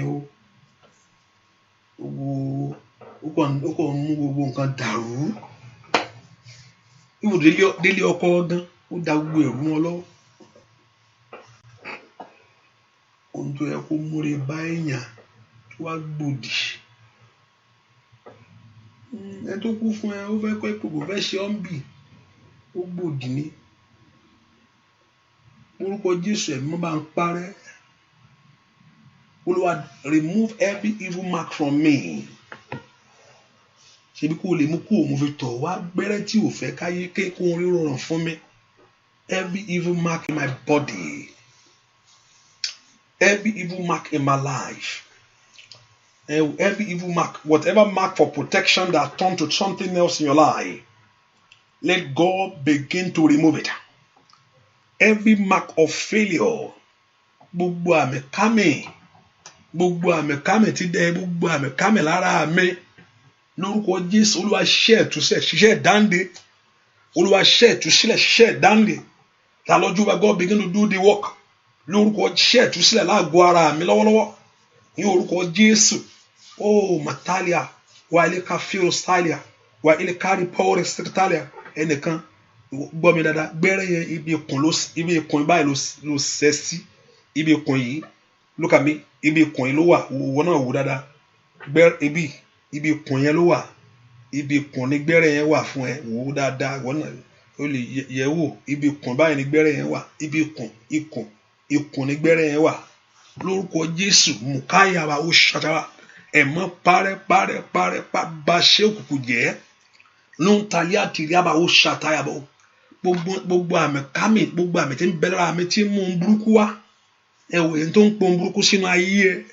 every mark that is bringing failure to your life gbogbo àmì tí attracts failure that is attracting disappointment lórúkọ Jésù ẹ̀jẹ̀ ọ̀dà àgùntàn parẹ́ gbogbo àmì kámi ní orúkọ Jésù ìtì tí ń mú ìtìjú wá ẹ̀kọ́ tó ń pè sínú ayé rẹ nìyẹn ó yẹ ẹ̀yin ogun ọ̀run àmì náà kó parẹ́ ask the Lord to remove it that mark of failure that mark of disappointment orúkọ Jésù Olúwa pa mí rẹ́ láàgọ́ ara mi Olúwa pa mí rẹ́ nú ayé mi remove the mark o God remove the mark o God ask the Lord you are God begin to do the work of deliverance this hour Olúwa bẹ̀ ṣiṣẹ́ ìtúsílẹ̀ Olúwa ṣe ìtúsílẹ̀ Olúwa ṣe ìtúsílẹ̀ Olúwa ṣe ìtúsílẹ̀ Olúwa ṣe ìtúsílẹ̀ maseli abakafaya matori abakafaliaba masondori abakaba matori abakatilebo Olúwa ṣe ìtúsílẹ̀ Daddy redeem o God masaida redeem o God literiaba redeem o God orúkọ Jésù redeem o God ask the Lord to redeem in the name of Jesus. Thank you, everlasting Father. In Jesus' name we pray. I want you to get that Holy Communion. Do you have the bread already? Do you have the blood? Get it ready. Hallelujah. Ẹ ká porúkọ Jésù. Iṣẹ́ Káfárì ṣiṣẹ́ fún ayé mi. Ẹ o, gbogbo èèyàn ló lè ṣiṣẹ́ fún when you apply it to your life. Iṣẹ́ tí Jésù ṣe lórí igi àgbélébùú ó yá jẹ́ fún ayé mi lónìí. The work of Calvary, let it work for you. Iṣẹ́ Káfárì ó yá ṣiṣẹ́ fún ayé mi. Kò yẹ kó o gbọ́tàn nìkan, ó yẹ kó o náà rí mú bẹ́ẹ̀. Iṣẹ́ tí Jésù ṣe lórí igi àgbélébùú ó yá jẹ́ fún ayé mi. Ohun tó sọ ni pé ó mà parí o. Àjíǹde Jésù ó yá jí ayé mi náà dìde. Iṣẹ́ tí Jésù ṣe lórí igi àgbélébùú kó jẹ́ fún ọ. Ẹ kó porúkọ Jésù ó dán kó jẹ́ fún ọ tọmọtọmọ. Ó dán kó jẹ́ fún ọ tilétilé. Let the work of Calvary work for me. Ohun tí Jésù ṣe lórí igi àgbélébùú ó yá ṣiṣẹ́ fún ayé mi, ṣiṣẹ́ fún ìrìn àjò mi. Bẹ́ẹ̀ kó lanu kó gbàdúrà dára mi tó wà ó dán kó jẹ́ fún ẹ. Kí ọwọ́ ìtìjú yẹn kó kò nú ayé ẹ. That the hand of failure to live your life, the hand of disappointment to live your life. Porúkọ Jésù dáadáa. Oh, Mataliabako Satiriabo. Let the work of Calvary work for me. Let what Christ has done, let what Christ has finished on the cross of Calvary work for my life. Ó yá kó ṣiṣẹ́ fún ayé mi.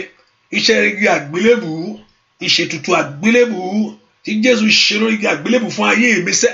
Ó yá ṣiṣẹ́ fún mi. Ó yá ṣiṣẹ́ fún mi. Ó yá ṣiṣẹ́ fún mi. Ó yá ṣiṣẹ́ fún. Let it work for you. Borúkọ Jésù. Mataya bababa. Borúkọ Jésù sẹ́. Ask the Lord, let the work of Calvary begin to work for your life. Begin to work for your children. Ó yá jẹ́ fún ayé mi sẹ́. Ó yá jẹ́ fún ayé mi lónìí. Iṣẹ́ orí igi àgbélébùú èyí Jésù ṣe. Iṣẹ́ agbára jíǹde. Ó yá kó jẹ́ fún ayé mi. Ask the Lord to work for you. The battle must be over. Failure must pack their load. Disappointment must leave your life alone. In the name of Jesus. Ohun tí Jésù ṣe lórí igi àgbélébùú ó yá jẹ́ fún ayé mi lónìí.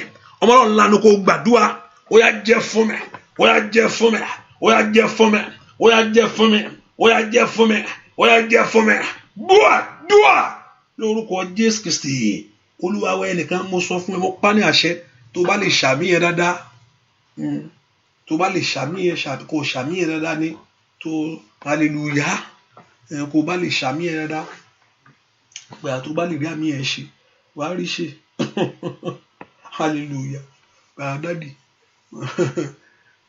gbàdúrà lẹ́ẹ̀kan yẹn o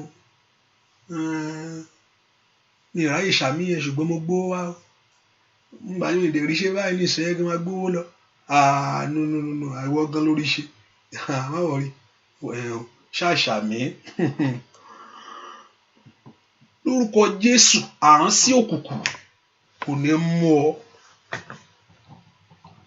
ṣàmì dáadáa àrán sí ó tán máa rán sí èèyàn lórúkọ Jésù kò ní mú ẹ. That whatever that enemy want to send into your life kò ní mú ẹ lórúkọ Jésù àrán sí òkùnkùn kò ní mú ẹ. Gbogbo ohun táyé fẹ́ rán sínú ayé wa lónìí torí pé ó ti lòdì sí ìṣeré because it's contrary. Gbogbo àrán sí òkùnkùn ohun táyé fẹ́ rán sórí ọmọ lórúkọ Jésù Olúwa kó dá padà. Olúwa kó dá padà. Gbogbo àrán sí òkùnkùn back to sender. Whatever the enemy want to send into your life, ohun táyé fẹ́ rán sí ayé rẹ, Yorùbá wà lọ́nà jíjì, táyé bá rán nǹkan sí inú afẹ́fẹ́ ni,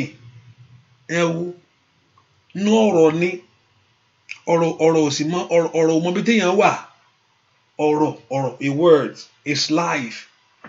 Wọ́n lè sọ ní kútúwéjì kó mọ ẹni tó wà lórí òyìnbó ọ̀rọ̀ ni. Torí ọ̀rọ̀ afẹ́fẹ́ ní bá jáde afẹ́fẹ́ ni ọ̀rọ̀ bá jáde. Gbogbo àrán sí òkùnkùn everything that contour the enemy want to send to your life Olúwa dá padà. Ṣàmì dáadáa ogun táyé bá fẹ́ kó fẹ́ rán sí ẹ má dá padà ó ní kò ṣeé gbé o. Ó di kò ṣeé gbé. The Lord should send it back to sender. Olúwa dá padà. Ẹ má dá padà kò ní bá ọ kò ní rí ọ mú kò ní yálé rẹ yóò ṣìnà. Màsáìdà yóò padà sí ẹni tó rán. Màtólì abaka fálì abakaba màwúrà abako pẹ́rù síkaba. Ẹlòmíràn ní nǹkan kan dẹ̀ fẹ́ lù ú. Nǹkan fẹ́ lù ú ló ń kó di nǹkan mi o. Lórúkọ Jésù afẹ́fẹ́ òkùnkùn ní fẹ́ lù ọ́. Olúwa dá padà. Ẹnìmọ́ Ísírẹ́lì kó dá padà. Kó dá iṣẹ́ òkùnkùn padà. Return the work of enemies. The band in the house shatayabo. Olúwa dá padà. Bàbá dá padà sẹ́. Olúwa dá padà. Kí ìwọ kó o ní ìṣẹ́gun. Kó o borí o. Kí ọ̀tá rẹ kó wá sọ fún ọ pé orí rẹ kó ṣe díẹ̀ orí rẹ ò gbà o. Ọ̀tá rẹ kó confess iwájú ẹ. Ṣàmì dáadáa máa kúkú sọmọ́rọ̀ fún ẹ pé orí rẹ lè kónkókónú kò ṣeé fọ́.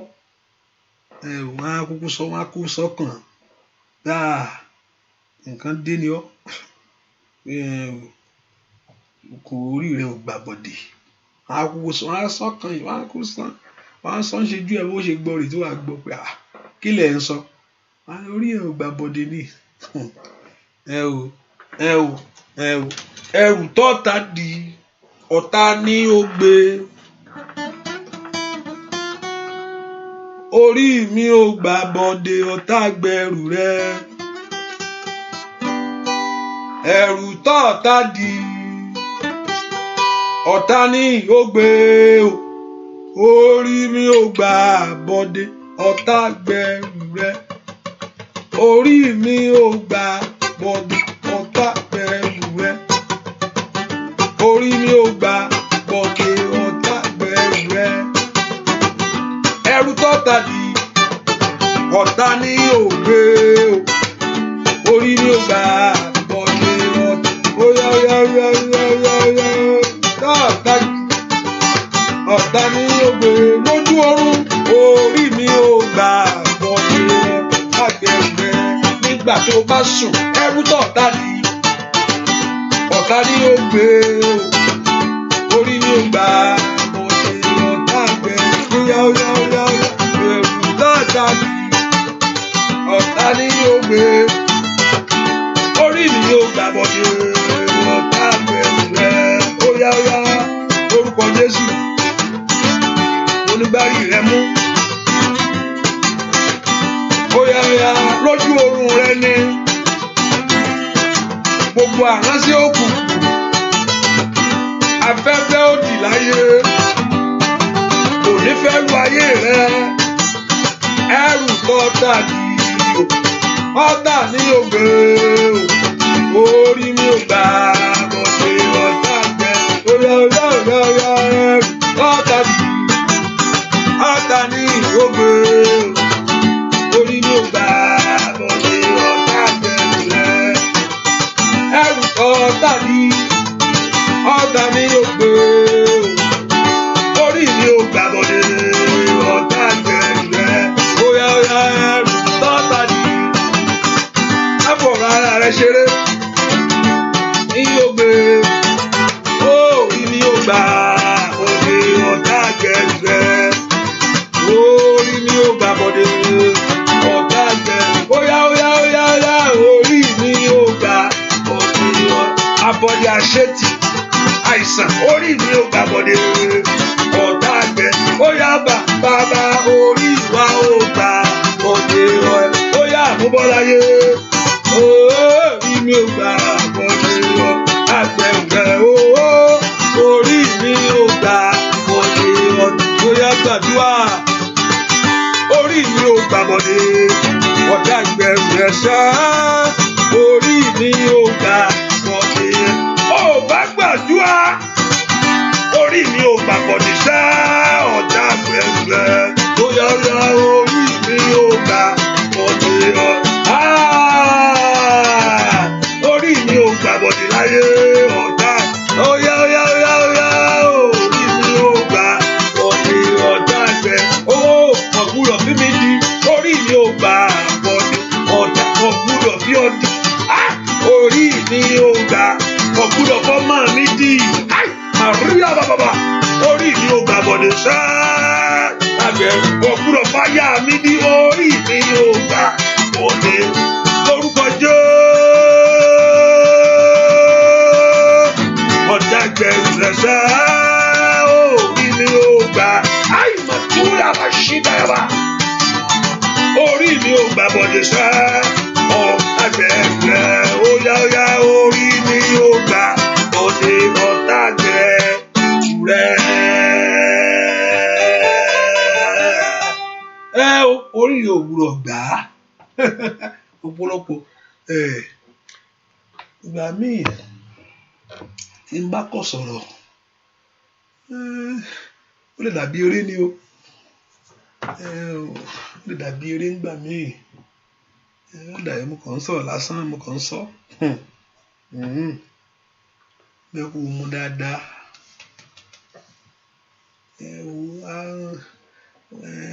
wẹ́ kó mú dáadáa, àránsí ojú oorun, àránsí ojú oorun, kéèyàn sùn,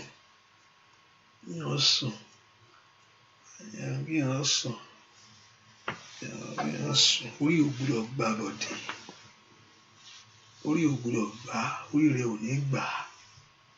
Ẹ bá fi lọ kú orí ara rẹ̀ gbé, á kú wá sọ fún ẹ pé orí rẹ̀ le, ó le lóòótọ́ torí Jésù bẹ jàjà yẹn ní. Orí ọmọ rẹ̀ ò ní gbà,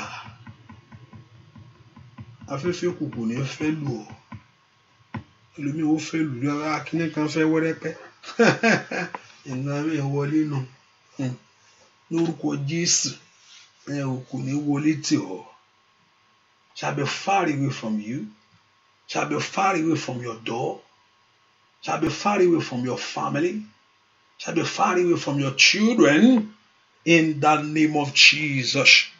Shall be far away. In the name of Jesus, shall be far away. Evil things shall be far away. The Lord will send it back to sender. The Lord will send it back to sender. Jehovah God will send it back to sender. In the name of Jesus. Ìdí tí ìrànmí ń gbàdúrà ni pé kí àṣírí òkú má bàa bònú ayé ẹni. One of the reasons that you pray that the secret of Satan will not be hidden in your life. Ìdí ẹ̀ fi gbà Ọlọ́run bá mọ nǹkan tó sì jọ ọmọ rẹ̀ kò lè dákẹ́ kó wù ọ́ ràn. Yóò sọ fún gbà nǹkan ń bọ̀ àbí tí yóò bá gbọ́ràn nìkan ló kù. Ìjẹ́ ogun ajá ń lù ú kí Ọlọ́run má mọ̀ nípa rẹ̀ bí. Kò sóhun tó ṣe yẹn Ọlọ́run. Nothing. Ó kọ́ lè fa ìgbà. Ọlọ́run ò kì í ṣe bí o. No, God is not an evil person. Bó ó lè fa ìgbà nǹkan mi. Akọ̀jẹ́ kó lọ bẹ́ẹ̀. Ẹjọ́ lọ. Ó rí ìgbà kí ló fẹ́ ṣe. Akọ̀jẹ́ kò yàn dá. Ṣùgbọ́n gbà mí ní ìwà fọ̀rọ̀ lọ. Á yí dànù. Bá ń yí dànù. Méjì ní Pétérù àti James. Àwọn méjì wà ní wàhálà kankan làwọn méjì wà. Wọ́n fẹ́ orí James tiẹ̀ wọ́n fẹ́ pápápá. Ṣùgbọ́n gbàtọ́ kan gbélé Pétérù lórí. The church lift up their voice in prayer. So àdúrà máa ń yí nǹkan padà. Àpégbà tó ṣògùn. You are not doing any voodoo. You are not chanty. O chanty ẹ̀ láàárọ̀.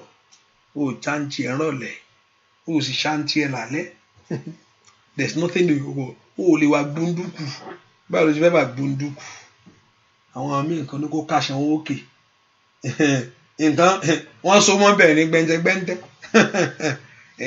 Àbùsárí gangan wà. Ìfúnpá. Gbogbo ẹlẹ́lòmíì ní. O sì ní nǹkan kan. O sáwọnú àpáta. O lè dó lásán. Mo dó lásán. Kò sí nǹkan kan. Mi ìṣògùn mi ìgbà Ọlọ́run gbọ́ ṣùgbọ́n kò sí nǹkan. Wọ́n tí rí káfà ní ilẹ̀ ní ó bára rẹ̀. Káfà tó lé. Wọ́n bá ṣá káfà fún yóò mọ wò lókè ni. O ṣògùn o gbàdúrà. Kí ló wá fẹ́ gbà? Ṣáà máa pè é bá ti ń gbà á. Awo gbàdúrà kú máa ń gbà. Tó bá fọ tọkàntọ̀ gbà á. Ojú ò ní tì ọ́. Ẹ porúkọ Jésù. Ọlọ́run jọ̀ọ́ má jẹ́ kí inú ìpinnu òkùnkùn kó ṣẹ lórí ayé mi. Má jọ tá yọ̀ mí. Má jẹ́ kí ọ̀tá yọ̀ mí. Má jọ yọ̀ mí. Má jọ yọ̀ mí. Sọ fún Ọlọ́run. Ọ̀tá má jọ yọ̀ mí. Don't let the enemy mock me. Ọ̀tá má jọ yọ̀ mí. Lórí ọmọ má jọ yọ̀ mí. Má jayé yọ̀ mí. Bàbá má jẹ́ káyé béèrè pé Jésù mi dàṣẹ́ yìí kò fi ràn mí lọ́wọ́. Má jẹ́ káyé yọ̀ mí bàbá. Bàbá má jẹ́ káyé béèrè pé Jésù mi dàṣẹ́ tí kò fi ràn mí lọ́wọ́. Bàbá má jẹ́ kẹ́bí béèrè ẹ tó ti fi ọ́ lẹ̀ pé Jésù mi dàṣẹ́. Ẹnìkan ọkùnrin tó fi ẹ́ lẹ̀ yẹn. Ẹnìkan mọ̀ bá wí o. Bàbá ọkùnrin tó fi ọ́ lẹ̀. Ọkùnrin yẹn yóò fi ẹ́ lẹ̀ síbẹ̀ yẹn. Ọlọ́run á mú ọkùnrin mi tó fi ọ́ sí. Bàbá ẹnìkan mọ̀ bá wí. Ibi tó ọkùnrin yẹn fi ẹ́ lẹ̀ ni. Ọlọ́run wá ibi tó fi ẹ́ lẹ̀ sí yẹn. Ibi tó fi ẹ́ lẹ̀ sí yẹn. Ọlọ́run mú ẹ kúrò ńbẹ̀ kó má bà ẹ́ ńbẹ̀ mọ́. Bàbá má jẹ́ káyé béèrè pé Jésù mi dàṣẹ́ tí kò fi ràn mí lọ́wọ́. Bàbá má jẹ́ kábí béèrè pé Jésù mi dàṣẹ́ tí kò fi ràn mí lọ́wọ́. Lóhùn ògo ràn láyé mi o. Ẹbí lè má gbé mo lólùgbèjà. Ohun ògo ràn lórí ayé mi o. Ẹbí lè má gbé mo lólùgbèjà. Bàbá má jẹ́ káyé béèrè pé Jésù mi dàṣẹ́ tí kò fi ràn mí lọ́wọ́. Bàbá má jẹ́ káyé béèrè pé Jésù mi dàṣẹ́ tí kò fi ràn mí lọ́wọ́. Ohun ògo rẹ̀ hàn ayé mi o. Ẹbí lè má gbọ́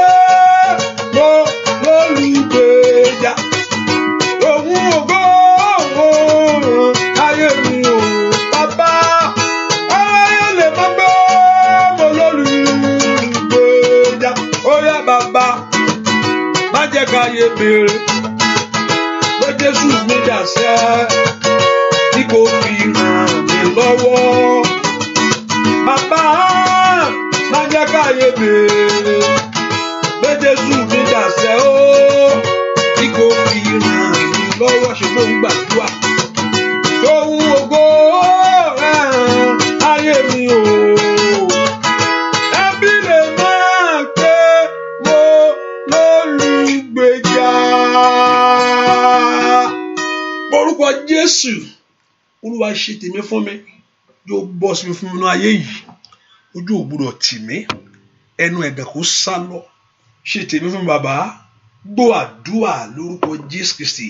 Olúwa wa fẹ́ kó mú, take the bread, kó mú bread yẹn, èyí tí ń ṣe ẹran Jésù. It was broken for you. It's for us, for our healing. Only as often that we do this, we do it in remembrance of Him. As often that you do this, we do this in remembrance of what Christ has settled. And now say when you are taking this, check yourself. Kò ní kó má jẹ́, kò ní kó wúra ẹ wò ní. Ọ̀pọ̀lọpọ̀ àìdáríjì ọmọ ẹnìkejì ẹni. Ohun tó fẹ́ parí lọ́run yẹn, má parí ẹ̀ lọ́run, tètè parí ẹ̀ láyé o. Tó bá ní kó dó kó parí ẹ̀ lọ́run yóò difficult. Sọ pé mo dáríjì ṣùgbọ́n mi ò lè gbàgbé. Tètè gbàgbé ẹ̀ pàápàá torí òun náà gbàgbé tiẹ̀.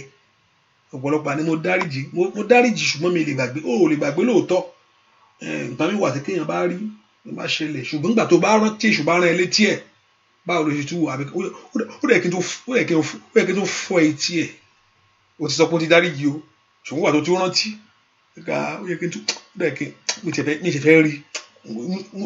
Mo tọ́ a ti settle ẹ̀, mo ti dáríjì o, ṣùgbọ́n tí n bá ti rí ọmọ yìí, bá ti rí ẹni yẹn, kí ni àtún wá? Ó tún ń padà wá bì. Tiẹ̀ náà ń padà wá síwájú Ọlọ́run.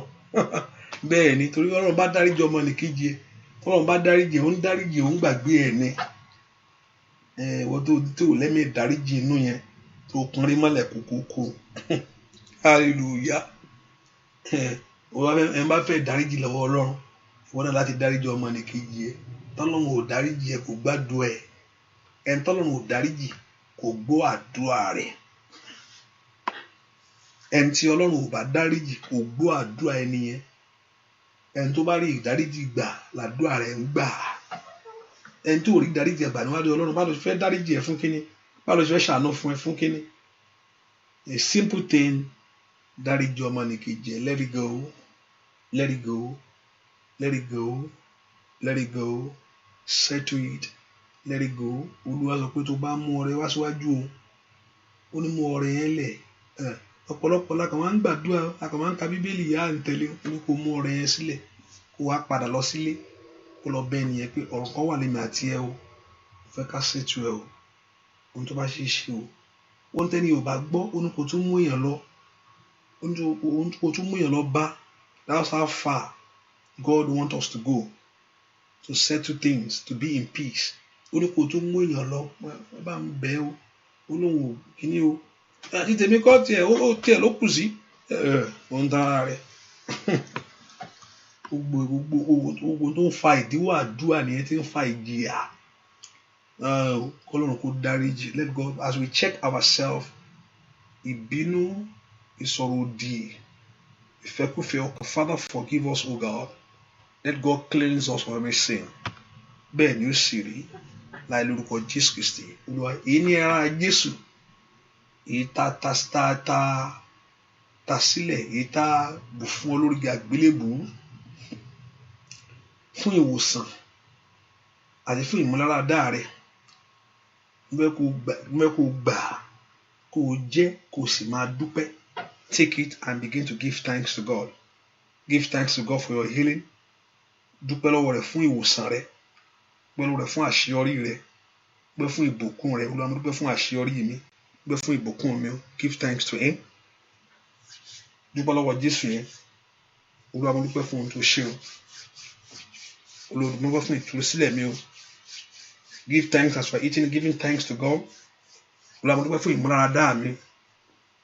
Olúwa ṣeun. Olúwa ṣeun, give thanks to him. Dúpẹ́ lọ́wọ́ Jésù yìí. Olúwa ṣeun, Olúwa ṣeun, give thanks. Olúwa ṣeun, ó ti tú mi sílẹ̀ lọ́wọ́ ayé, ó ti tú mi sílẹ̀, ó ti daṣọ ẹ̀yẹ bò mí, ó ti ṣe aṣọ ikú kù lórí mi. Olúwa ṣeun, ó bá mi ṣe aṣọ ikú táyé fẹ́ dàbò mí. Ó bá mi ṣí kúrò kéèyàn sùn lẹ́ẹ̀kan daṣọ bò. Olúwa bá mi ṣí kúrò, ó ṣe bàbá, ó ṣe bàbá o. Ìwé náà ló fẹ́ daṣọ ikú bò ọ́. Ó ṣe bàbá, ó bá mi ṣe aṣọ ikú ìkúrò. Ó ṣe o. You remove the death cloth over my life. Bẹ́ẹ̀ ni ó sì rí. Láì lórúkọ Jésù Kristi Olúwa wa. Èyí ni ẹ̀jẹ̀ mi. Ẹ̀jẹ̀ Jésù tó ta sílẹ̀ lórí àgbélébùú. This is the blood that was shed for you on the cross of Calvary, that you may have life. Kò lè ní ìyè àti fún ìdáríjì ẹ̀ṣẹ̀. Ó ta ẹ̀jẹ̀ rẹ̀ sí lórí àgbélébùú. This is the blood of Jesus Christ that was shed for you. Ó ta ẹ̀jẹ̀ rẹ̀. Ó ní gbé mú èyí kó o sì máa dúpẹ́. No, I want to begin to give thanks to him. Bẹ́ẹ̀ kó o dúpẹ́ lọ́wọ́ Jésù. Olúwa ṣeun, Olúwa ṣeun fún ẹ̀jẹ̀ rẹ̀ tó ta lórí àgbélébùú, fún ayé mi, fún ìwẹ̀nùmọ́ ẹ̀ṣẹ̀ mi, fún ìràpadà ayé mi, fún ìwòsàn àgọ́ ara mi. Dúpẹ́ kó o sì máa dúpẹ́. Mú eléyìí kó o sì máa dúpẹ́. Give thanks, take it and give thanks to God. Dúpẹ́ lọ́wọ́ rẹ̀ kó o dúpẹ́.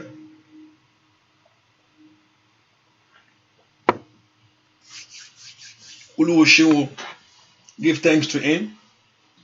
Olúwa ṣeun, Olúwa ṣeun fún ẹ̀jẹ̀ rẹ̀ tó ta sílẹ̀ lórí àgbélébùú, fún ẹ̀jẹ̀ rẹ̀ tó dàpọ̀ mọ́ ayé mi, èyí tí ó ra ayé mi padà lọ́wọ́ ìtìjú àti lọ́wọ́ ẹ̀gàn, that will redeem your life from failure, from disappointment. Gbé fún ẹ̀jẹ̀ náà tata lórí àgbélébùú fún ayé rẹ̀, láti mú àgọ́ ara rẹ̀ dá, láti mú ọ lọ síbi ayọ̀ rẹ̀. Ẹ̀jẹ̀ náà tó dàpọ̀ mọ́ ayé rẹ̀, pé wọ́n bá ti rí ọ lónìí, wọ́n ó ṣe ọ lóore, wọ́n ó ṣàánú fún ọ, wọ́n sì mú ọ lọ síbi ayọ̀ rẹ̀. Dúpẹ́ lọ́wọ́ Jésù yìí. Olúwa mà ṣeun. Bẹ́ẹ̀ èyí tó sọ ohun tó ti kú, èyí tó sọ di ààyè nínú mi, ohun táyé sọ dòkú mọ́ mi lọ́wọ́, èyí tó sọ di ààyè, èyí tó sọ di ààyè inú àgọ́ ara mi.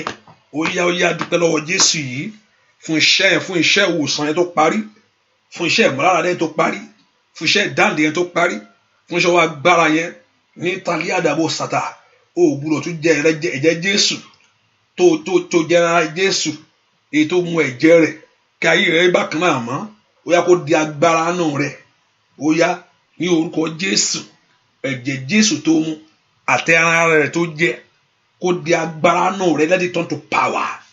Lórúkọ Jésù, torí pé o ti mú ẹ̀jẹ̀ Jésù, o sì ti jẹ ara Jésù, ayé rẹ̀ kó gba agbára, ògo rẹ̀ kó tàn jáde. Let there be a light over your life ní orúkọ Jésù, torí pé o ti jẹ ara Jésù, o ti mú ẹ̀jẹ̀ rẹ̀. Ogun ìkùkù, owó kùkù bàjẹ́. Every satanic work has been destroyed in your life, failure out of your life, disappointment out of your life, in the name of Jesus. As on today begin to see glory, as on today begin to see fulfillment, a turn around. The Lord will fulfill your dreams for you. Ọlọ́run yóò mú ìran rẹ ṣẹ. The Lord will fulfill your dream for you. Your dream will come to pass. Ìran rẹ fún àṣeyọrí shall surely come to pass. Olúwa yóò mú ìran rẹ ṣẹ ní orúkọ Jésù. Ẹ̀mọ́ yóò mú ìran rẹ ṣẹ. The Lord will bring your dream to pass in that country, in that city, in the name of Jesus, in the life of your children. Mataya baba, le predo dubae, le brando soto le kata, malombre do coperosi, lideri akapali ba. Olúwa yóò mú ìran rẹ ṣẹ. The Lord will bring your dream to pass in the name of Jesus. Ìran rẹ yóò wá sí ìmúṣẹ. Ìran rẹ yóò wá sí ìmúṣẹ. The Lord will bring your dream to pass. Olúwa yóò mú ìran rẹ ṣẹ. The Lord will bring your dream to pass. Olúwa yóò mú ìran rẹ ṣẹ. Your dream will surely come to pass. Bẹ́ẹ̀ ni ó sì rí. Láì lórúkọ Jésù Kristi. Olúwa wa, àmín, àmín, àmín. Láì lórúkọ Jésù Kristi. Olúwa wa, gbogbo ohun yẹn ó ní gbà. Hallelujah. Kí ni mo sọ? Mo ní mo gbóhùn. Ó ní gbà. Àgbà èwo ohun wọlé gbọ́.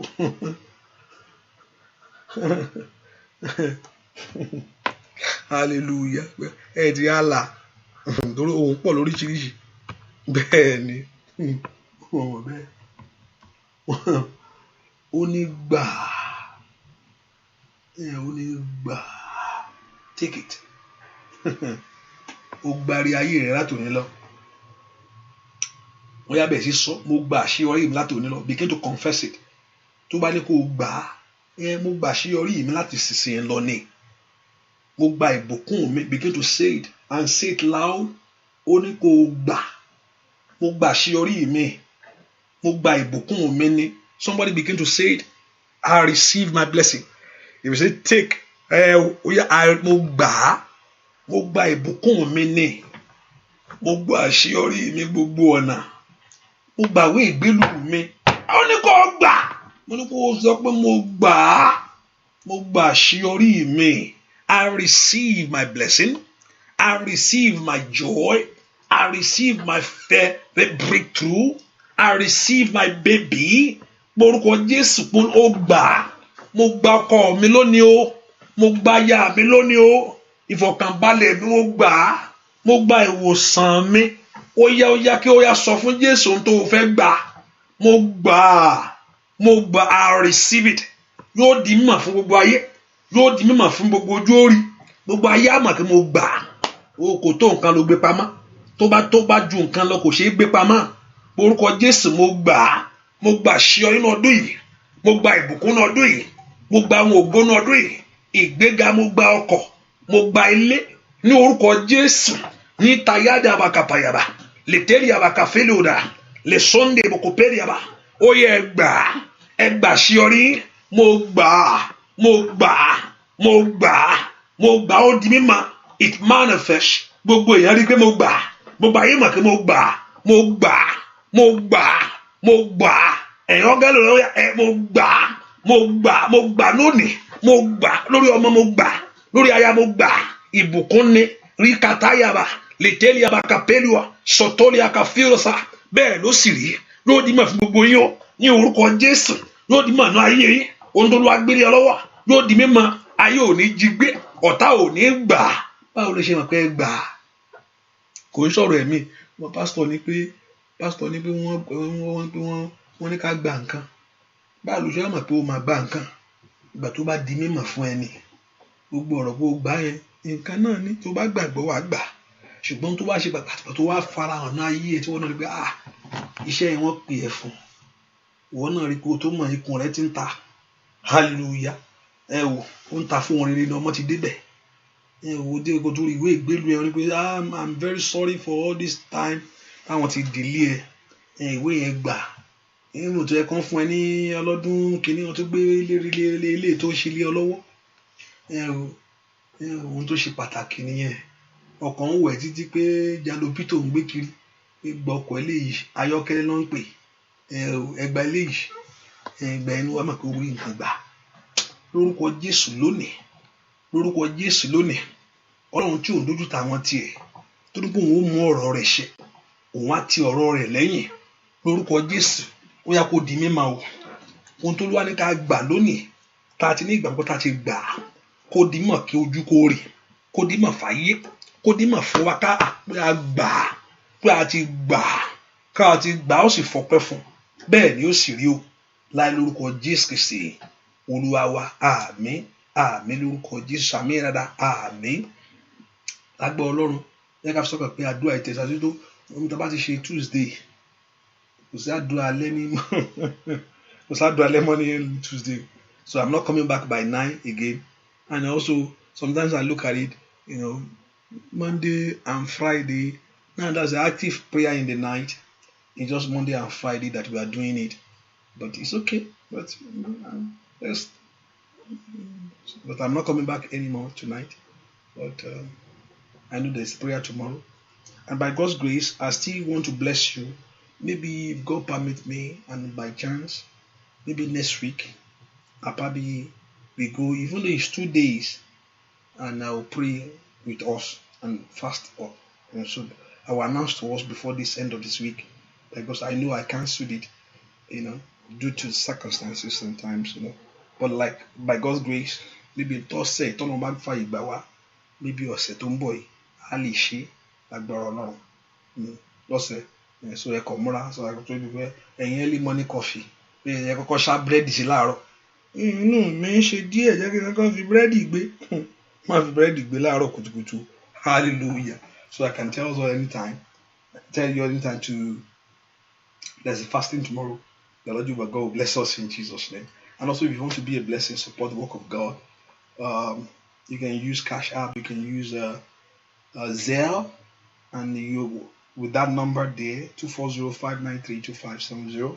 And also, you can use PayPal if you are in overseas to be a blessing. We need to support the work of God. We need it. All this is not free. It's not, the internet is not. I have to have the highest one.